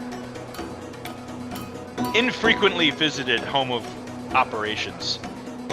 Continuing west on their journey, he fought creature and bandit and protected the innocent and staved off the evil of the wilds of Valandiir in his quest to find adventure and find new farming tips, and his time within the Calded Sticks. It seems to be a revelous tale, but incomplete, and ends a little too quickly, where everyone just kind of like more, and Sazros is like, that's it, we're here. That's where it ends so far. But I have more tales that we can tell as I put the hat down on stage. Yeah, we'll see. We'll say that you earn, a total of 25 gold, and we'll say 63 silver. That's not bad. Actually, wouldn't have Not blown bad them. at all. They freaking love you, man. Well, A bit more time, you might become even more famous than I. He went to hear the story of Atgierr. As Maven said, goals are good to have. Right, but why was I described as a 2-foot-tall gnome? It makes no sense to me at all. Also, it makes it seem like I'm some sort of murderous idiot who goes around stealing and stabbing everyone. They just don't know you like we do. Yeah, it's your rustic charm that really, you just have to get to know and experience. Roll insight. No, I'm just kidding. Right, so while this is going on, Atgierr is just gonna ask the bartender about locations for, what are the most, impressive shops, the ones that provide the best potions, the ones that provide the best gear, the ones that provide the best horses, everything. Yeah, what go does ahead and make a Dainne persuasion have? check. All right, this is what I'm best at. You can roll it with advantage because they like you. You're with celebrity, it seems. I get the feeling that he's just gonna end up shouting drunkenly at this man. Yeah. Right, so where's the good stuff at in the town? This place? No, not like this place, but like this place. Yeah, it seems like you're shouting, but you've already drank like 4 or 5 ales just because you want to experience what the frosty ale has to offer, and it's quite good. The home brewed ale they've got is awesome, and you just downing tankard after tankard after tankard, and when you come up with the idea, there's this one Stober brain cell buried way deep in your mind, and it's struggling to worm its way to the forefront to ask an actually constructive question, and it just gets drowned out as you just kind of look at the bartender and go, blah, blah. To which he kind of goes, I think you've had enough. Hey, Atgierr just passes out of the bar. Face first into the table. It was a long day. As I'm playing up there, I motion to Koza to go pick up the dwarf again. Head over to the bar and let's say put down 8 gold and ask the barkeep about Gorimir. Okay, yeah, go ahead and make a persuasion check with advantage as you're giving him gold. You said, what type of check? Persuasion? Yep. Okay. It's not a failure. It's not a success either. I mean, he just kind of looks at the gold and looks at you and says, "Do you not know your own heritage, boy?" Well, as you just heard the story, I've been frozen for several hundred years. Oh, I thought that was just a load of shite the bard was yarning for everybody. No, That's true. That is true. Well, let's just say Goromir Bloom is not a man to be trifled with out there in Margalit. He runs a quite lucrative mercenary business out there, and turns out some of the best warriors the world has ever seen. And if, your skills during the bard's yarning are any testament, turns out that skill's been cultivated for quite a few hundred years at this point. Perfect. Thank you very much for letting me know. I'll have to speak them out and make sure that they're a relation of my own. As you guys sit and enjoy the revelry of Dainne and the frosty ale, the bards start playing right along with Sazaros, and the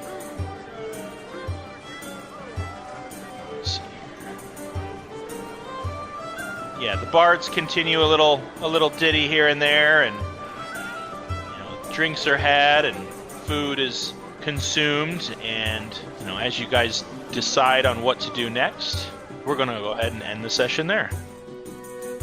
Great timing. All right, cool.